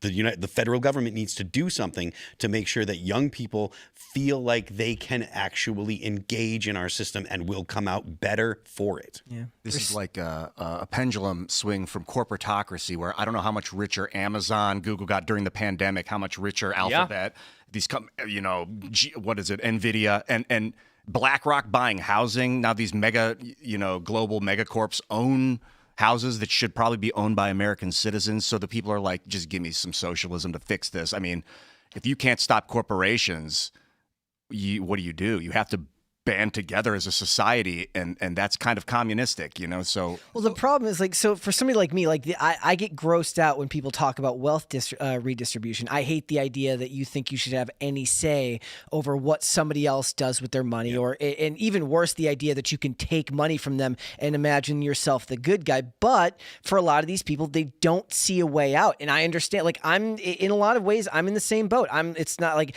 I live in a world now where the idea of owning a house is almost ridiculous. And you're like, look, I don't believe in it because at my core value, I don't believe in taking from somebody else and then imagining that I'm the good guy. But for a lot of these people, they don't see any other path forward. And you're going to get more elections like this in the future because they don't see a world where capitalism actually works. Well, I guess I have devil's advocate question here. what does a socialist mean in Seattle? I mean, the Yeah. city that So had she's the moderate? Yeah, like what? Mondami was like. So we knew with him, it was he's going to have the government grocery stores. I think people understand like that seems like a pretty dumb idea, but like Seattle, like I've visited in the last 5 years, like it seemed to me pretty socialist already. So I'm actually curious what that means. Yeah, it just means they're going to accelerate the collapse. Sure. And I also, wonder like, the same thing. when I What's the framing say here? capitalism, I'm not even necessarily referencing that specifically, because we just had a whole discussion about how government and big business get together and do things like H-1B visas, right? That's not capitalism. That's cronyism at best, but they don't understand that. They don't understand that there's a difference between those ideals. All they see is a media where a bunch of millionaires have othered the idea of the billionaire and turned them into a class of person that's worthy of disdain, because that's the haves and the have-nots, and they're going to keep fighting about tell it. you, man, The idea that property is something that is attainable has to be an idea that's tangible and real to you. Yes. And that's that's the point, right? Young people nowadays don't ever expect to own their own home. If you live in a city, you don't own a car. You probably have some kind of rely on public transit or whatever. So the idea of property has to be something that young people can actually and yes, ownership. I mean, because if you're financing a burrito, it means that you like legit like you must not really think money's real at that point. Yeah. Like this must all be like a game. Yeah. You know, like I mean, you have no investment in like accumulation in like, like long term. Like at that point, I mean, you're dealing with, I think a really sad state of affairs that like we morally, like if we have the power to do it, we have got to change course, even if it's painful. Phil, when you're talking about property ownership and how important that is to give young people hope to own property, I agree. But the problem I'm seeing is if BlackRock owns 10 million houses, like I'm kind of open to the idea of seizing the property from BlackRock and giving it back to the American people. I'm not. And the reason I'm not is because if you seize property, you destroy investment. Okay. But the problem, if you're going to seize property from either companies or from people, then people that have capital are not going to invest their capital. And this is what happens in socialist societies. When you nationalize things, when the government takes property from private ownership, then people that have capital are like, I'm not going to invest my money because the government will take it. So that was the argument that was made in New York. Kevin Leary made the argument. Why am I going to try to build something when I know that the government is likely to just take it? I guess it's just a difference between, I wouldn't advocate taking it from a person or a small business or something, but these corporatocracy is like, it's a new function that is like, how do you prevent, because if BlackRock owned every house in the United States, what I would okay say with about that? BlackRock, I know a thing or two about the company. I bet, my job, I've been going after them for years. There are multiple federal court cases at this point that have labeled BlackRock a monopoly. So I think that there is a strong case to be made to break BlackRock up. BlackRock, Vanguard, State Street, those three have an absurd percentage of all of the investment, like pension fund and other investment, money in this country. We do have antitrust laws on the books. Yeah. Those are long-standing, and if we feel that they have exceeded, the scale and they are a monopolistic actor, that there are laws on the books to deal with that. So that's like one way that you can do it legally within the current framework of law. Can an American antitrust suit be brought against a global corporation with headquarters in like Mumbai or something? Well, I mean, it's a U.S. corporation. Like at the end of the day, I think it's headquartered in Delaware. Like we can go, they have branches over. I got a spicy question for you. Monsanto was a U.S. corporation that got bought. It got bought by Bayer, which is a British company, because they had such bad press in the U.S. To your point, Ian, I would be far more. I like the idea of antitrust laws and breaking a company up far more than I like the idea of seizing property. Well, the problem with breaking up a company is what they did with Standard Oil, Rockefeller Standard Oil. They broke it up into like 6 or 8 other oil companies, but Rockefeller still owned all those other companies, it just made them richer. So if you did that to BlackRock and now there's 8 companies that own 30% of the housing, what's the difference? Well, here's the question, but Ian, hold on, I got a isn't owned by a spicy single question. It's owned by itself. It's owned by its own investors, which it's crazy. But then Ian, if I've it's got owned a by very investors, then spicy it's not question owned for by one you person. about this. So let's say that BlackRock only has a small percentage of real estate, and a huge reason the price was driven up was because there were foreigners who were given handouts from taxpayers to be able to purchase houses. Would you be okay with seizing those houses to bring prices down and give them to citizens? Say that again, foreigners? If it were the case that there were many people in our country who were non-citizens who were receiving specific benefits or were migrants who were naturalized by activist judges or whatever, who received houses or benefits at the expense of taxpayers, and that drove the price of housing up, would you be okay with seizing their houses? No, I'm talking But about just for mega corporations right now. So only mega corporations. Just at this moment, BlackRock buying the housing in the United States I think like concerns me 3 to 8% of homes are owned by corporations in this country. I see absolutely no reason why a city can't, and I think they should put a ordinance in. Like there's no, in my understanding, there's no constitutional barrier or reason why a city, county, or even state government couldn't say that because a residential home is a particular designation that residential homes could not be purchased by you could say an out-of-state corporation. I mean, you could place some sort of there's no reason why you couldn't pass a law to say that. And when you to ban BlackRock from doing that, or to ban them from doing it in the future so they can't gain more. Those are the types of things that are completely legal and constitutional that we could do. Would you liquidate their assets, i.e., take their corporations and put them on a public market for sale? They're already publicly owned.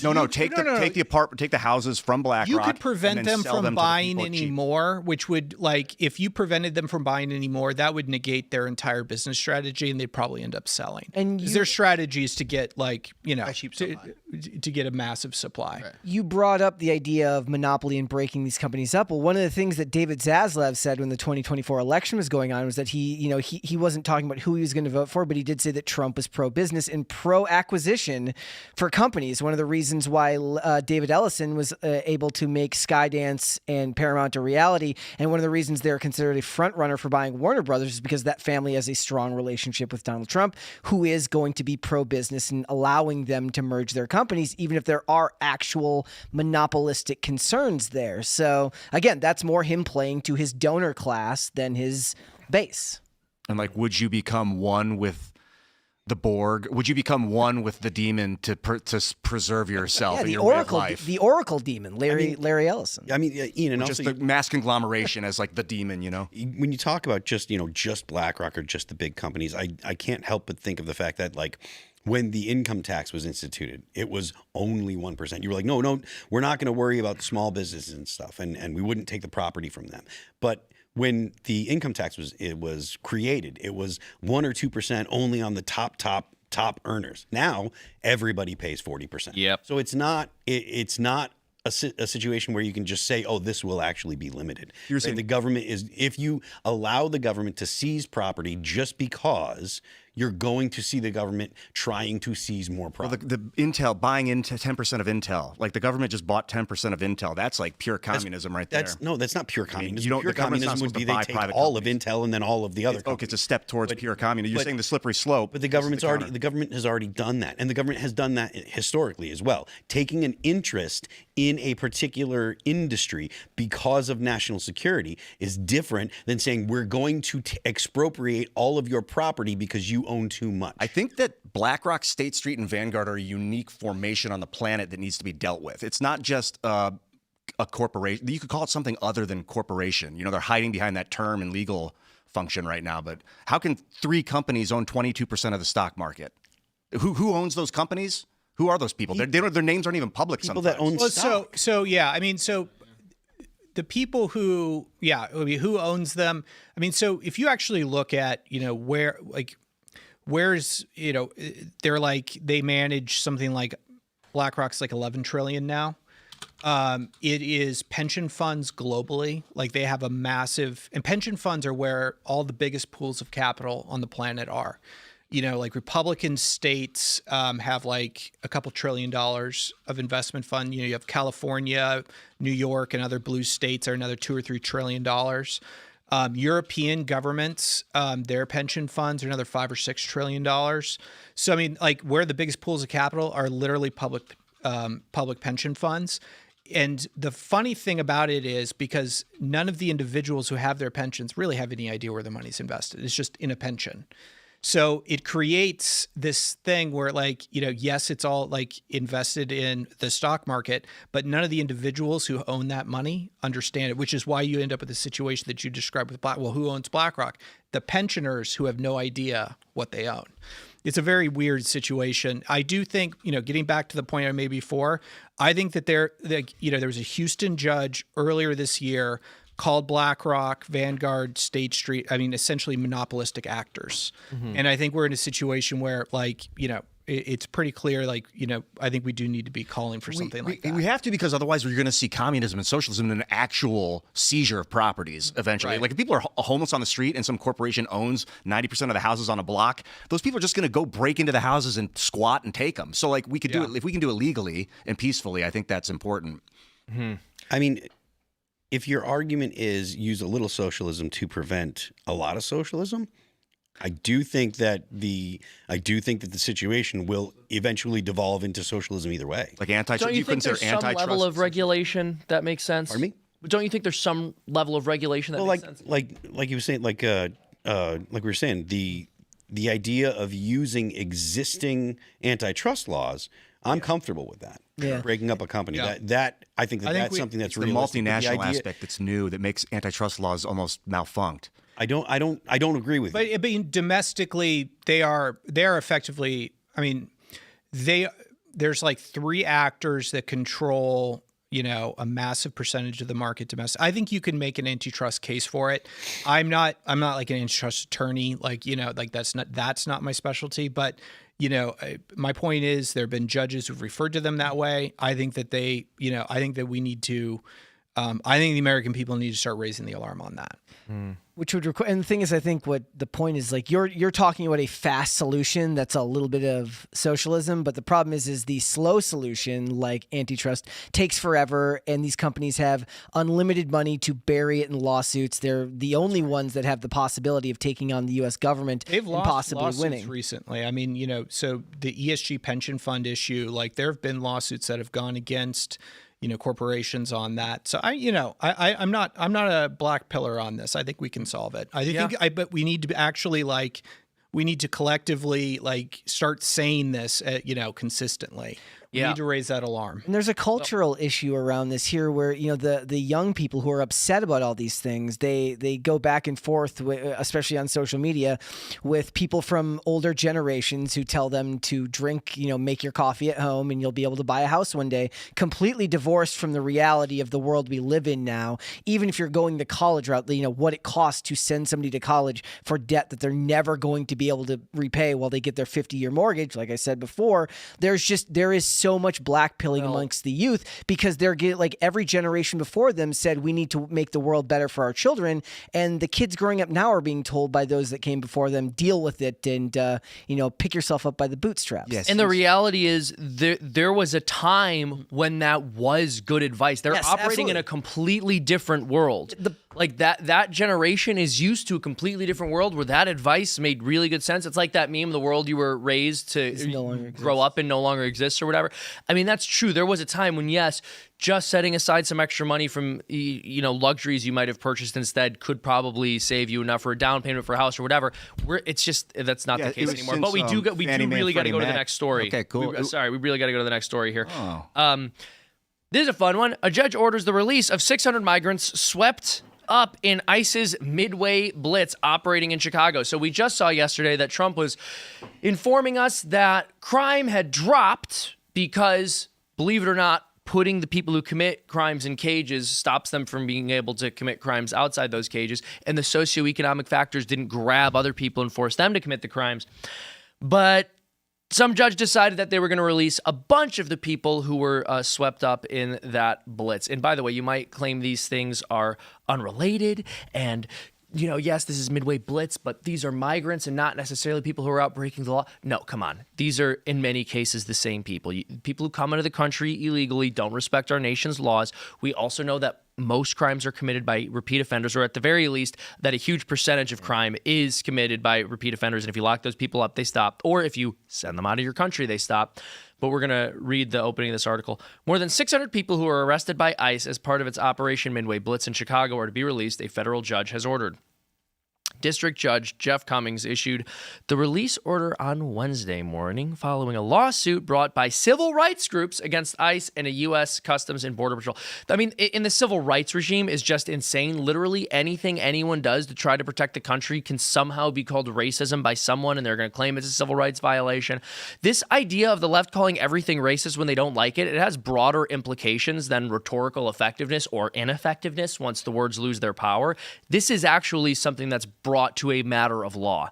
At least 615 people are to be released by Friday, November 15th, and must make bond by November 21st, the order stated. The lawsuit brought by the National Immigrant Justice Center, they're not immigrants, they're illegal alien invaders, but I digress, and the ACLU alleged that federal agents violated a 2022 settlement agreement over warrantless arrests in Chicago and the surrounding area. What do you guys think of this story? What do you think is going to happen to Chicago as a result of these migrants being released, or these illegal aliens that ICE arrested alleged illegal aliens, I suppose, to be clear, allegedly, maybe there's someone who was, or some of them were, I don't know the legal status of the people arrested is what I'm saying. I assume that ICE goes out and arrests people who aren't here legally. But I don't know the basis for the lawsuit. Trump has like a fantastic argument to the people calling him racist now. They're like, you're a racist. You're having all these people arrested. He's like, have you seen how many H-1B visas I'm bringing in? Like, how can you, that would blow their minds, right? The average Democrat is like, oh my gosh, he's actually bringing people in from other countries. They must all be from Eastern Europe because he would only bring white people in. This is the real great replacement, is just replacing the people they deport with H-1Bs. Like, all right, you go, you come in. We were wrong the whole time. That's right. Yeah, well, what I will say about, I think there's two major points. The people who file these lawsuits to the National Immigration Justice Center and the ACLU, these people do not care one lick, the status of the people. Their point, their strategy is coordinated. We knew what the strategy was going to be. It's the same strategy they always have, to slow Trump down, to nick at him with 1,000 lawsuits in every single jurisdiction he's doing this in.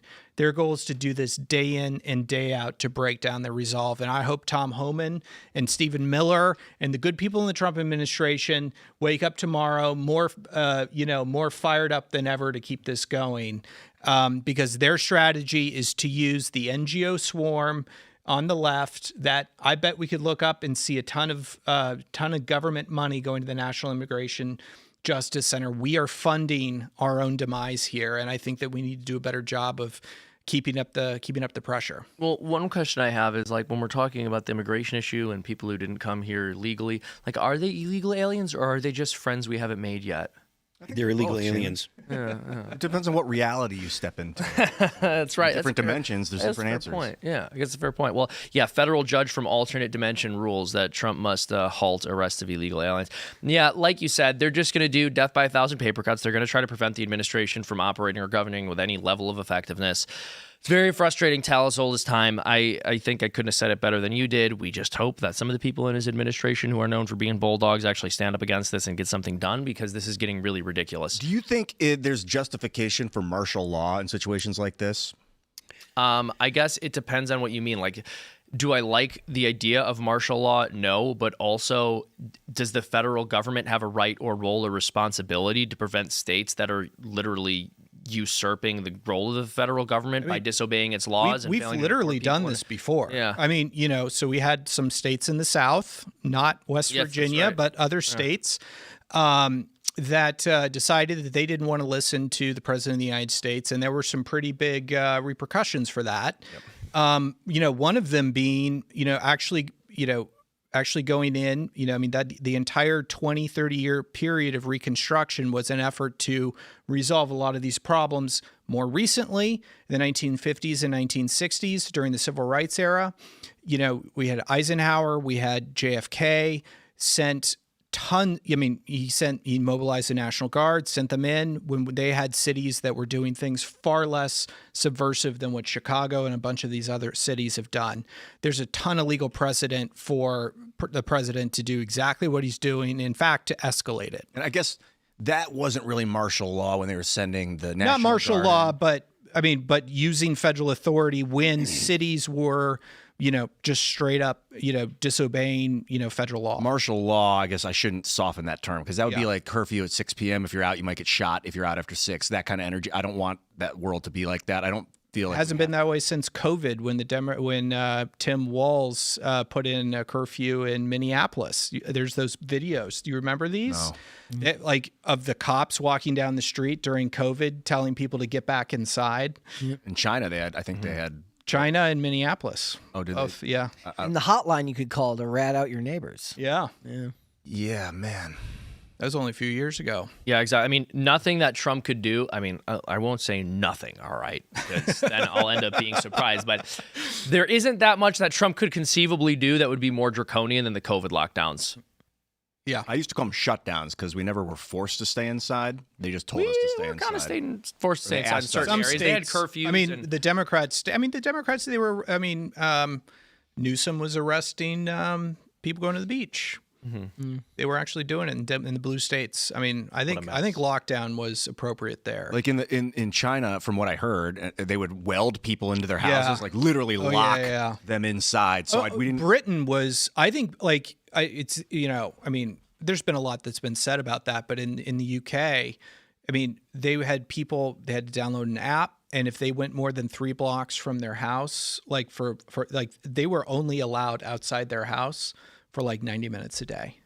So would you be comfortable with that for a situation of getting illegal immigrants out of the country? We wouldn't need a lockdown. I don't think we need to do that. Yeah. No, I don't think. I don't think that's appropriate. I don't think you need to. I think that when you do have blue states, blue cities specifically, I mean, Mandami's already talking about refusing to comply in New York. I think that the president has an absolute right to, to go in and enforce, federal immigration laws. I mean, he was elected with a mandate to do this. I think he's being overly cautious in his implementation of it. I don't think that martial law is necessary. I do think that stronger use of force is absolutely appropriate. Yeah, and of course, any attempt Trump makes at enforcing any federal law is going to be called martial law by the left. That's sure. It. Well, that's the point, right? The question they keep asking is why does he keep half-stepping it when they're going to call him names and tell him that he's a fascist anyways? Yeah, he's got to resist it. That's it's a rules for radicals. Saul Alinsky, they call you fascist until you actually become one. It's a goal of theirs is to keep saying you're the demon, and then finally when you're like, okay, you want to play the game? Fine, I'll be the demon. Yeah, and the other aspect of this that I think is really interesting, and I actually wouldn't be surprised if this is going on in Memphis and some of the, there's Memphis is an interesting case where it's clearly a Republican state but a blue city, where the president has gone in and has been very aggressive. I think that what we're seeing. So we mentioned the NGOs there. There's very clearly super strong coordination amongst these NGOs, which we saw during the Biden era, and that we're seeing in tons of other areas of state governance. It's the area I like to call the shadow government of NGO networks that effectively run these state governments, whether they're red states, blue states. These are government entities, that are funded by the government but are separate, private organizations that effectively will come in and run government departments, whether you're talking about, the civil rights era or whether you're talking about transportation, education. The shadow government of the states is a real thing, and they coordinate very effectively. This is your specialty line of work, actually. It You is. uncovered a bunch of NGOs that are funding states to do what? Get on board with uniform thought? Yeah. So, it's really interesting. So, we're here in West Virginia. You have,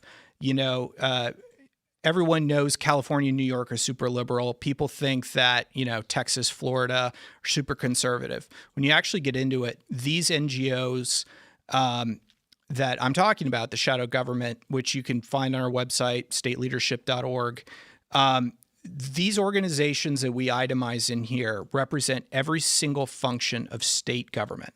Local government as well, we're focusing on the state level. Every single department of every single state government has an organization that represents that function that is national and operates as a coordinating mechanism between all the states that ends up creating, so why you have DEI in Texas, the same way you have DEI, in Illinois, it's because of these national coordinating organizations. Is it federally funding NGOs to create a problem that they can solve? Like sometimes they say the homeless epidemic, you don't really want to solve it because you're making so much money. Is it the same thing with immigration? Yeah. So, it's really interesting. It's actually most of these are state-funded organizations. So the state is paying membership dues to these organizations, and they end up causing this, they end up coordinating, and they end up furthering their radical left agenda, and they end up actually like increasing, funding for themselves. I mean, it's like this self-licking ice cream cone problem. But that's what these organizations do. And when we're to be clear about this, we have the organizations focused on civil rights. They have these organizations focused on state parks, making sure that state parks are welcoming to immigrants. Like that's like an actual program that they have like an NGO focused on. That sounds like one of those USAID programs that we were hearing about. It's just that one of level of silliest, insane. most like NPR sounding thing you've ever heard in your life. It absolutely is. Oh, but it's state by they've broken it apart into smaller things, so people are like, there are literally hundreds of separate orgs that do all of this stuff, really super niche, so that you would never have any reason to ever remember it. oh, it's so tempting to think this stuff's boring and irrelevant. It's actually the Hydra. Yeah. No, it's literally, there's probably 1,000 of them. Like if you were to add them all up, our website, we have 25, the biggest offenders, transportation department, Medicaid. No one ever thinks of like the Medicaid department, the Medicaid director. Literally, have an organization of every single Medicaid director. This is a bureaucrat. It's not even a political appointee in most states. Medicaid director in every single state in America, they all meet up, they all talk about and strategize how to insert DEI, racial quotas into, like they actually coordinate, put this stuff out. It's all public, but it's so boring, no one ever pays attention to it. Do they do it slow? Like, we're going to do it in Texas this month. Next month, let's wait 2 weeks, and then we'll implement it over here. It'll make it look like these have been going on for 100 years. So most of these organizations have literally been around since like Woodrow Wilson. So this is Federal Reserve, like this is how the fascists were trying to control. This is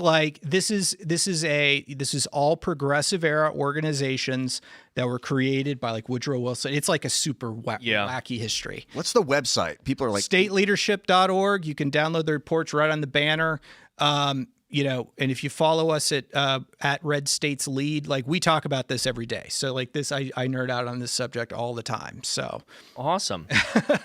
Awesome. Yeah, definitely check that out. And wow, did you hear that voice crack? Most hosts would have just glazed over that, but I'm honestly out of it. I was like, hey guys, go to the website. All right, check out. I own it whenever that happens. And look into it. Now we've got to go over to Super Chats, and Ian, you need to get out of here. Oh.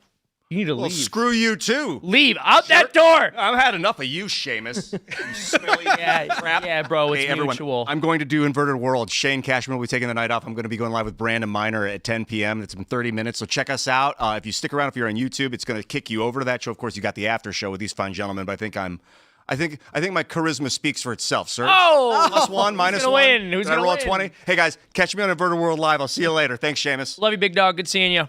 Always love having you on, man. Really good to see you too, Noah. That was awesome. It's great to meet Thank you. Thanks. The John Falcone channel said, yeah, we did it, Seamus. Congrats from the Madcap Falcone parody band. Glad to help. God bless you. Thank you. It's incredible. I'm very humbled, and God bless you guys, and thank you so much for getting us there. This is the best audience. I have the best audience on YouTube, and there's a lot of overlap with the Timcast audience here. You guys are awesome. Thank you for this. Lurch687 says, Trump has been such a disappointment in 2.0 that I don't think Republicans deserve to maintain the majority. At least the left shows us who they are. So here's the thing. Even if you feel that way right now, and I get you, I get where you're coming from, the Republicans kind of have us in a bind because we know that the Democrats are so much worse. And so it's like, all right, do you want to deal with a lighter version of what they're doing, or do you want to have to deal with us being feckless weaklings, basically, or not doing enough. But I hear you. I'm certainly sympathetic. Hold on a second. All right. Love you, bro. You need a massage, Seamus. Hands. All right. Essay. Handsy on the way out. File the report, Seamus. Good seeing you again. Essay Federale says, of course, an Archon silverware thief. Hold on, let me read this. Am I seeing this right? Of course, an Archon silverware thief thinks it's possible to make files inaccessible to the executive administration of the most powerful country in history. This isn't Shimcast, it's Shamecast. Firstly, I'm trying to give him the benefit of the doubt here, and I'm saying maybe something happened. Listen, we know that generals were lying to Trump about stuff. We know that a lot was kept from him in his last administration. It was almost as if there wasn't a true transfer of power. So it's not so much the executive administration, it's the executive himself and whether or not he's being told when he needs to be told. But that's just one side of it. That's just one potential explanation. Split says, Seamus, it's the Shim Cool show. Is that better than Shimcast? That might be what we have to go with. Shim Cool is actually better, yes. I like Shim Cool a lot. I do. David Toronto says, if it wasn't for Trump, nothing would get done. How do you guys feel about that? Look, I mean, whether or not Trump is delivering presently doesn't change the fact that the reason that Roe versus Wade got overturned is because Donald Trump's appointments. If the reason that the Voting Rights Act is in front of the Supreme Court is because of Donald Trump. The reason that the affirmative action stuff got overturned is because of Donald Trump. The reason that the border is closed is because of Donald Trump. Every single criticism that people have about Donald Trump not doing enough, I understand and I hear you, but the idea that things would be better without Donald Trump, that is completely wrong. So I'll take it a step further than that. We would all be in jail if President Trump did not win. Don't worry, we will be last soon. year.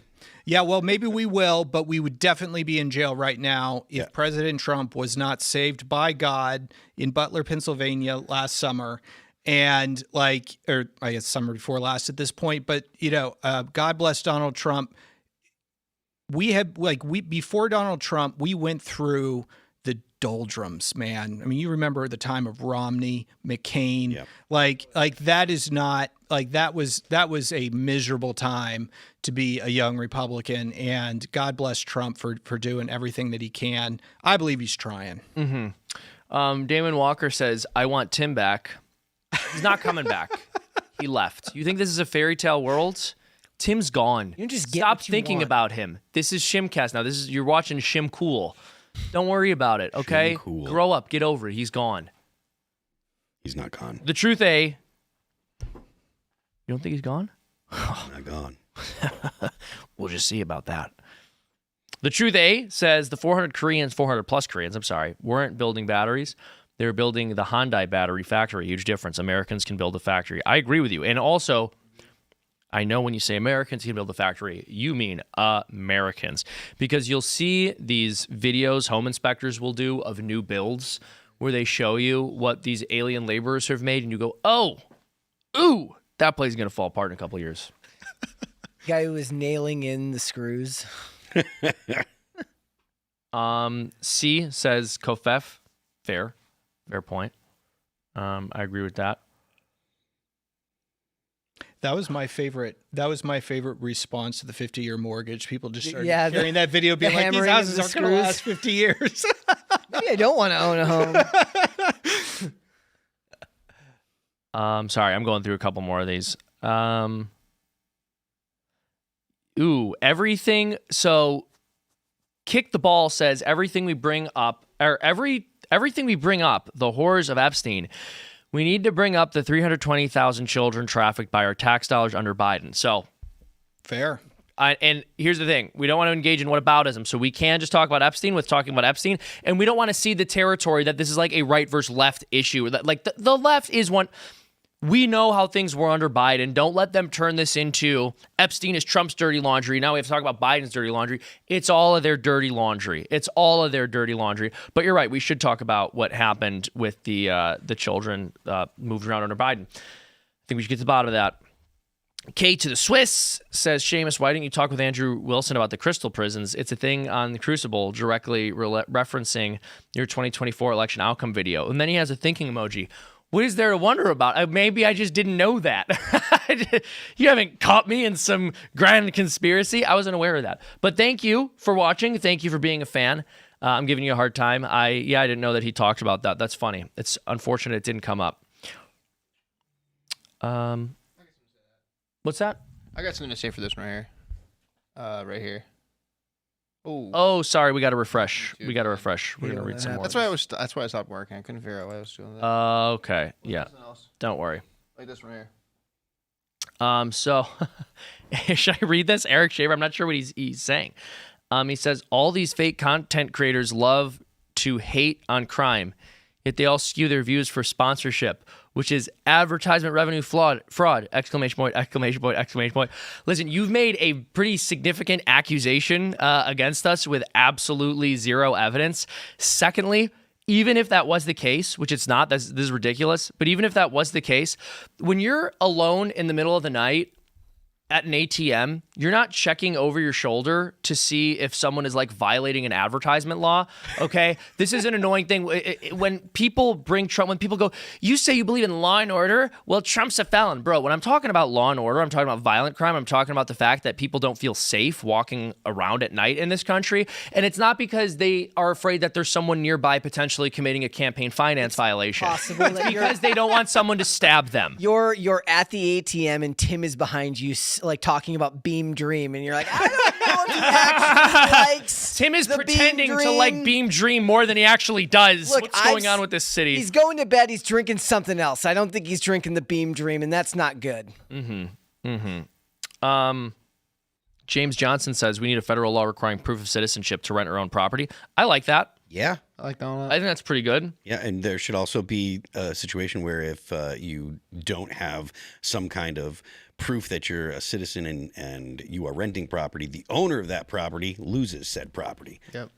I'm a big fan of like the people that hire illegal immigrants, people that rent to illegal immigrants. They should pay a penalty as well, because that is that would be an extremely effective means of keeping illegal immigrants out of the United States. I think it's an underrated point, particularly in. I think that when you look at where a lot of these, these ICE raids have happened, I think that like you need to make sure that it's not like small businesses paying the price and you're just letting the Home Depots of the world go or wherever. I mean, like, not that, not making any accusations to any particular company. My point being, like, you need to make sure that large corporations are not like being given protection. You're screwing over small businesses. That's that's a major problem. Fair. Yeah, that was the first thing I was going to say, actually, when he said that. I like a law like that, but certain companies are going to be able to exempt themselves from that essentially by just having better lawyers and knowing how to find the loopholes, etc. Jordan Buford is very, very nice chap. They said, Seamus, I believe you with the spoons, man. Thank you. I wouldn't do that. He said, Seamus, I believe you with the spoons, man. You wouldn't do that. We know you. Thank you. I was an atheist for over 10 years, and you helped steer me to OCIA, and I'm currently seeking baptism. God bless you. God bless you. Thank you so much. Thank you so much for that comment. God bless you. That's huge. This one, are we allowed to read this? Is this like YouTube TOS? I don't know. I don't see why it wouldn't. I don't know. Listen, I'm fine. I just want to make sure because I don't want Tim to come back and be upset. Freedom tunes. I know. But the thing is, I would make a joke like this on my channel. I just am being a good steward over Tim's channel, and I don't want him to get in trouble. But if that's not a TOS violation, I'm fine. Yeah. Okay. Kudagan says Haitians don't feel welcome in your parks unless you keep them stocked with geese, which is, listen, that's their personal opinion. Tim didn't say that. Forced name change. Oh no, that's not really. Hold on a second. Yeah. Do we have Rumble? Yeah. So sorry, there's a couple issues with the interface here as we're trying to read some of these chats. We apologize. What's the this one came up. Rothlo 1804 said, "Rip Beanie Man, long live Shimcast, long live Spoon Man." Well, I'm not a Spoon Man. You know me. You know I wouldn't do that. But thank you so much for the long live Shimcast. This is not the quiet part. How can I read this? This libels me. This is libel. Do you expect me to read this out loud when it's accusing me of a crime? How many times am I going to be accused of a crime by a super chatter tonight, bro? Hold on. No. I'll read it just so you guys know what I'm subjected to when I host this show. The Quiet Part Pod said, it's okay. By the way, great name. I love it. It's okay to tell the truth, Seamus. Tim is in the same place you hid the spoons. Yeah, Tim is with his spoons in his own house, there of his own volition. Okay? You know me, you know I wouldn't do that. This is crazy. The way that I'm smeared. I just come here to bring you guys joy. I come here to bring you guys joy, and I just get insulted and made fun of. It's because you're a guy, Seamus. That's true. That's a fair point. Women have it so easy. That's what I always say. That's right. Here, let me drive for a second. Can I? Yeah. I just want to read this chat here. AJ said, I say federally, anyone who gets a driver's license must be able to speak English and also demonstrate that they have a Y chromosome. Well, that's really sexist. No, they didn't say that. They just said the English thing. They said, I say federally, everyone who gets a driver's license must be able to speak English. And like maybe even not, depending on the accent they speak English with. There's like 50 years of propaganda from Hollywood that says that if you call into question the idea that somebody would speak English in America and that you would be upset by the fact that you couldn't understand them, that you're a bad person. I know. When in reality, the real example of that in public is like somebody doesn't speak English and you feel bad, but you're like, look, I don't know what you're saying. But if you were to be at a store and somebody's speaking to you and you don't know what they're saying, that guy in the movie is always portrayed as like, speak English, dude. He's just some ignorant douchebag. Well, this is why we're making twisted plots, because you have to have stories that reinforce positive values instead of trying to destroy your society's values. And thank you guys so much for getting us funded. God bless you. Seamus is going to make sure the guy telling you to speak English is cool. Not a speak English. So this is the thing. Yeah, no, I agree. And that is a huge, huge part of the problem. It's the way that the media portrays these things. We all know. We're all aware. The real ones know. If you want a functioning country, the people there need to be able to speak the language. Stevie Smooth says the stock market don't represent our pockets. Again, I agree with you. I agree with you to an extent. Obviously, it's like, I don't like this idea that GDP and stock market prices have zero correlation to well-being, but I think you're right that it's getting increasingly out of step, and especially for young people who don't have these assets. So I totally hear you, and I agree with you. A lot of young people aren't able to buy in. They're not able to get a house. It's true with all the things we've been talking about tonight. Okay. James Johnson says the economy is in a neutral state. The bleeding is being stopped, but the blood loss from the past is still there. People are belly up from 4+ years of paying their bills on credit and can't spare more. Well, those were very violent analogies, and I found that a little upsetting. But I'm curious what you guys think of this idea that they ultimately, James Johnson, thank you for chatting. I think that's an interesting thought. I haven't really heard it expressed that way, that we're in a neutral state. What do you guys think of that? I mean, maybe you could look at it like that, because like I've said before, the inflation is a leader, and then wages have to catch up to inflation, and that's why inflation is such a excessive inflation. And I use the term excessive in the context of the Federal Reserve looks at some inflation as normal. Whether or not it should be is up for debate, but for the purposes of this conversation, excessive inflation is very bad because it takes so long for wages to raise to the point where people feel like they can afford things again. Yeah. Right. If you get 10% inflation for a couple years, that's a massive increase in your spending, and it takes time for the people that are working normal jobs to get the pay raises that they need, so that way they can feel the way they felt before the inflation. Kevin, in parentheses, Syndrome 6, says Ian is partially right. Reducing costs would help. It's simpler than fuel. Reduce regulations. Simple as that. Yeah, I think that's true. There's some truth to it. Obviously, it doesn't tell the full story, but I would agree. We have a chat from Miss K saying, congrats, Seamus, on getting Twisted Plots funded. Thank you so much. Thank you guys so much. God bless you all. And this was the accomplishment of a lot of different people. So thank all of you. Patrick Bendig says, not all corrections are crashes, but many corrections can lead to crashes. What looks good on paper can fail in practice. Idealism versus realism. 100%. Interesting. Let's see if we can find something over here yeah. on Rumble. Yeah, sorry guys. See, can you try to find a chat that doesn't accuse me of some kind of crime? If you go to, you can change it to just fan funding on YouTube if you're still looking for super. Hold on. Show you all of them. The Quiet Part Pod says, it's not my fault you took it the wrong way, Seamus. If you stole no spoons, then you clearly aren't responsible for Tim being gone either. So this is what narcissists do when they insult you or accuse you. They try to gaslight you into thinking that you were the problem the entire time, okay? Follow me for more healthy relationship tips. You cannot let an audience bully you like that. It's not good for you. It's not good for your mental health. You got to maintain frame and stand your ground. AJ says, during a government shutdown, people about to lose their food stamps, NYC literally voted who they voted for. This is literally socialism failing before them. Yeah. Anyone have any thoughts on that? It's true. I mean, if you give the government the power to provide you with all of the things that you need to survive, you're giving the government the power to take away all of the things that you need to survive. Yeah. Yeah. That's exactly right. Trust me. Let me see. Yeah. I'm curious. The Truth A says, I'm a co-owner in a small construction company. Trust me, I know what these failures do on. They also drive down the cost of labor, but we double it when we're called to fix things. That's right, man. Buy once, cry once. If you try to go for the cheapest version of something and it falls apart, you end up spending way more money in the long run. Yep.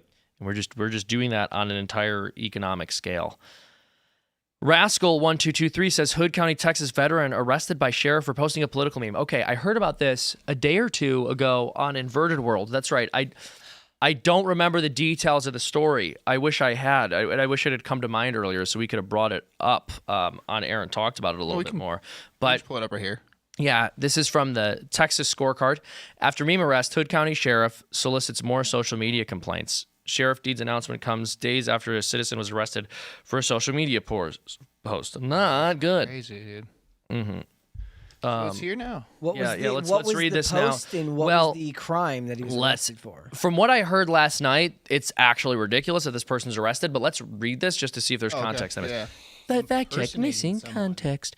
Hood County Sheriff Roger Deeds encouraged citizens to come forward if they felt they had been victimized by social media posts. This followed the sheriff's arrest of a citizen for posting a meme. In his November 10th announcement, Sheriff Deeds wrote that much of what is posted online is protected by the First Amendment.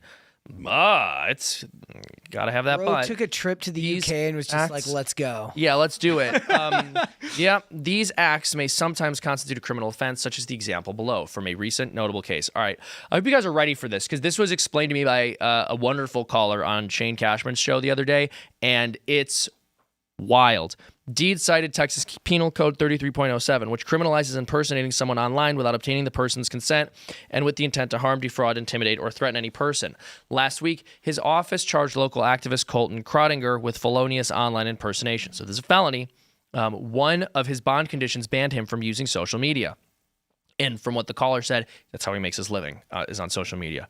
Krodinger's attorney, Robert Christian, said his client was arrested for posting a meme that he'd never seen anyone get arrested for engaging in political speech in his 25 years serving as both a prosecutor and defense attorney. Nate Criswell, former Hood County chair, said that Krodinger's post was satirical and the arrest was politically motivated. In his November 10th announcement, Sheriff Deeds encouraged any blah, blah, blah. All right, so we keep hearing about the sheriff said, I want to find the actual crime because I remember what this was, but I want to read it from the article so I can be sure.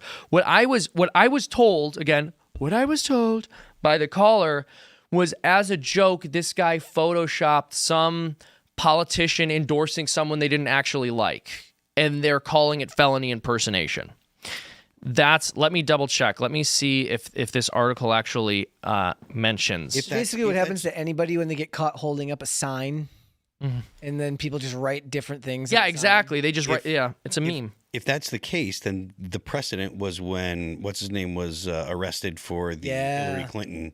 Yeah, the Hillary Clinton meme, and that is terrible. And we're going to see more of this as time progresses because of that precedent. That's insane. That's actually completely insane. Mulgara85 says, "What do you think about Trump going after Massey in particular for trying to release the Epstein files?" Don't love that. Yeah, I don't like that. Don't love that at all. Yeah, I've cut this from here. Hans 1PK says a lot of young people would rather get a $5 Starbucks each day than invest or get a house. I disagree. I think that was good advice in the past. I think with where the housing market is at now. Listen, by the way, I encourage people to save. I encourage people to put that money in your pocket or invest it instead of going to Starbucks, because it's overpriced and it's crazy. But where the housing market is relative to inflation and where it was 40, 50 years ago, it's just ridiculous. It's much more difficult. The level of income you have to have and where that income puts you percentage-wise with respect to the rest of the population to buy a house today is much higher. And it's not just young people who are like getting $5 Starbucks. I don't think that that's the case.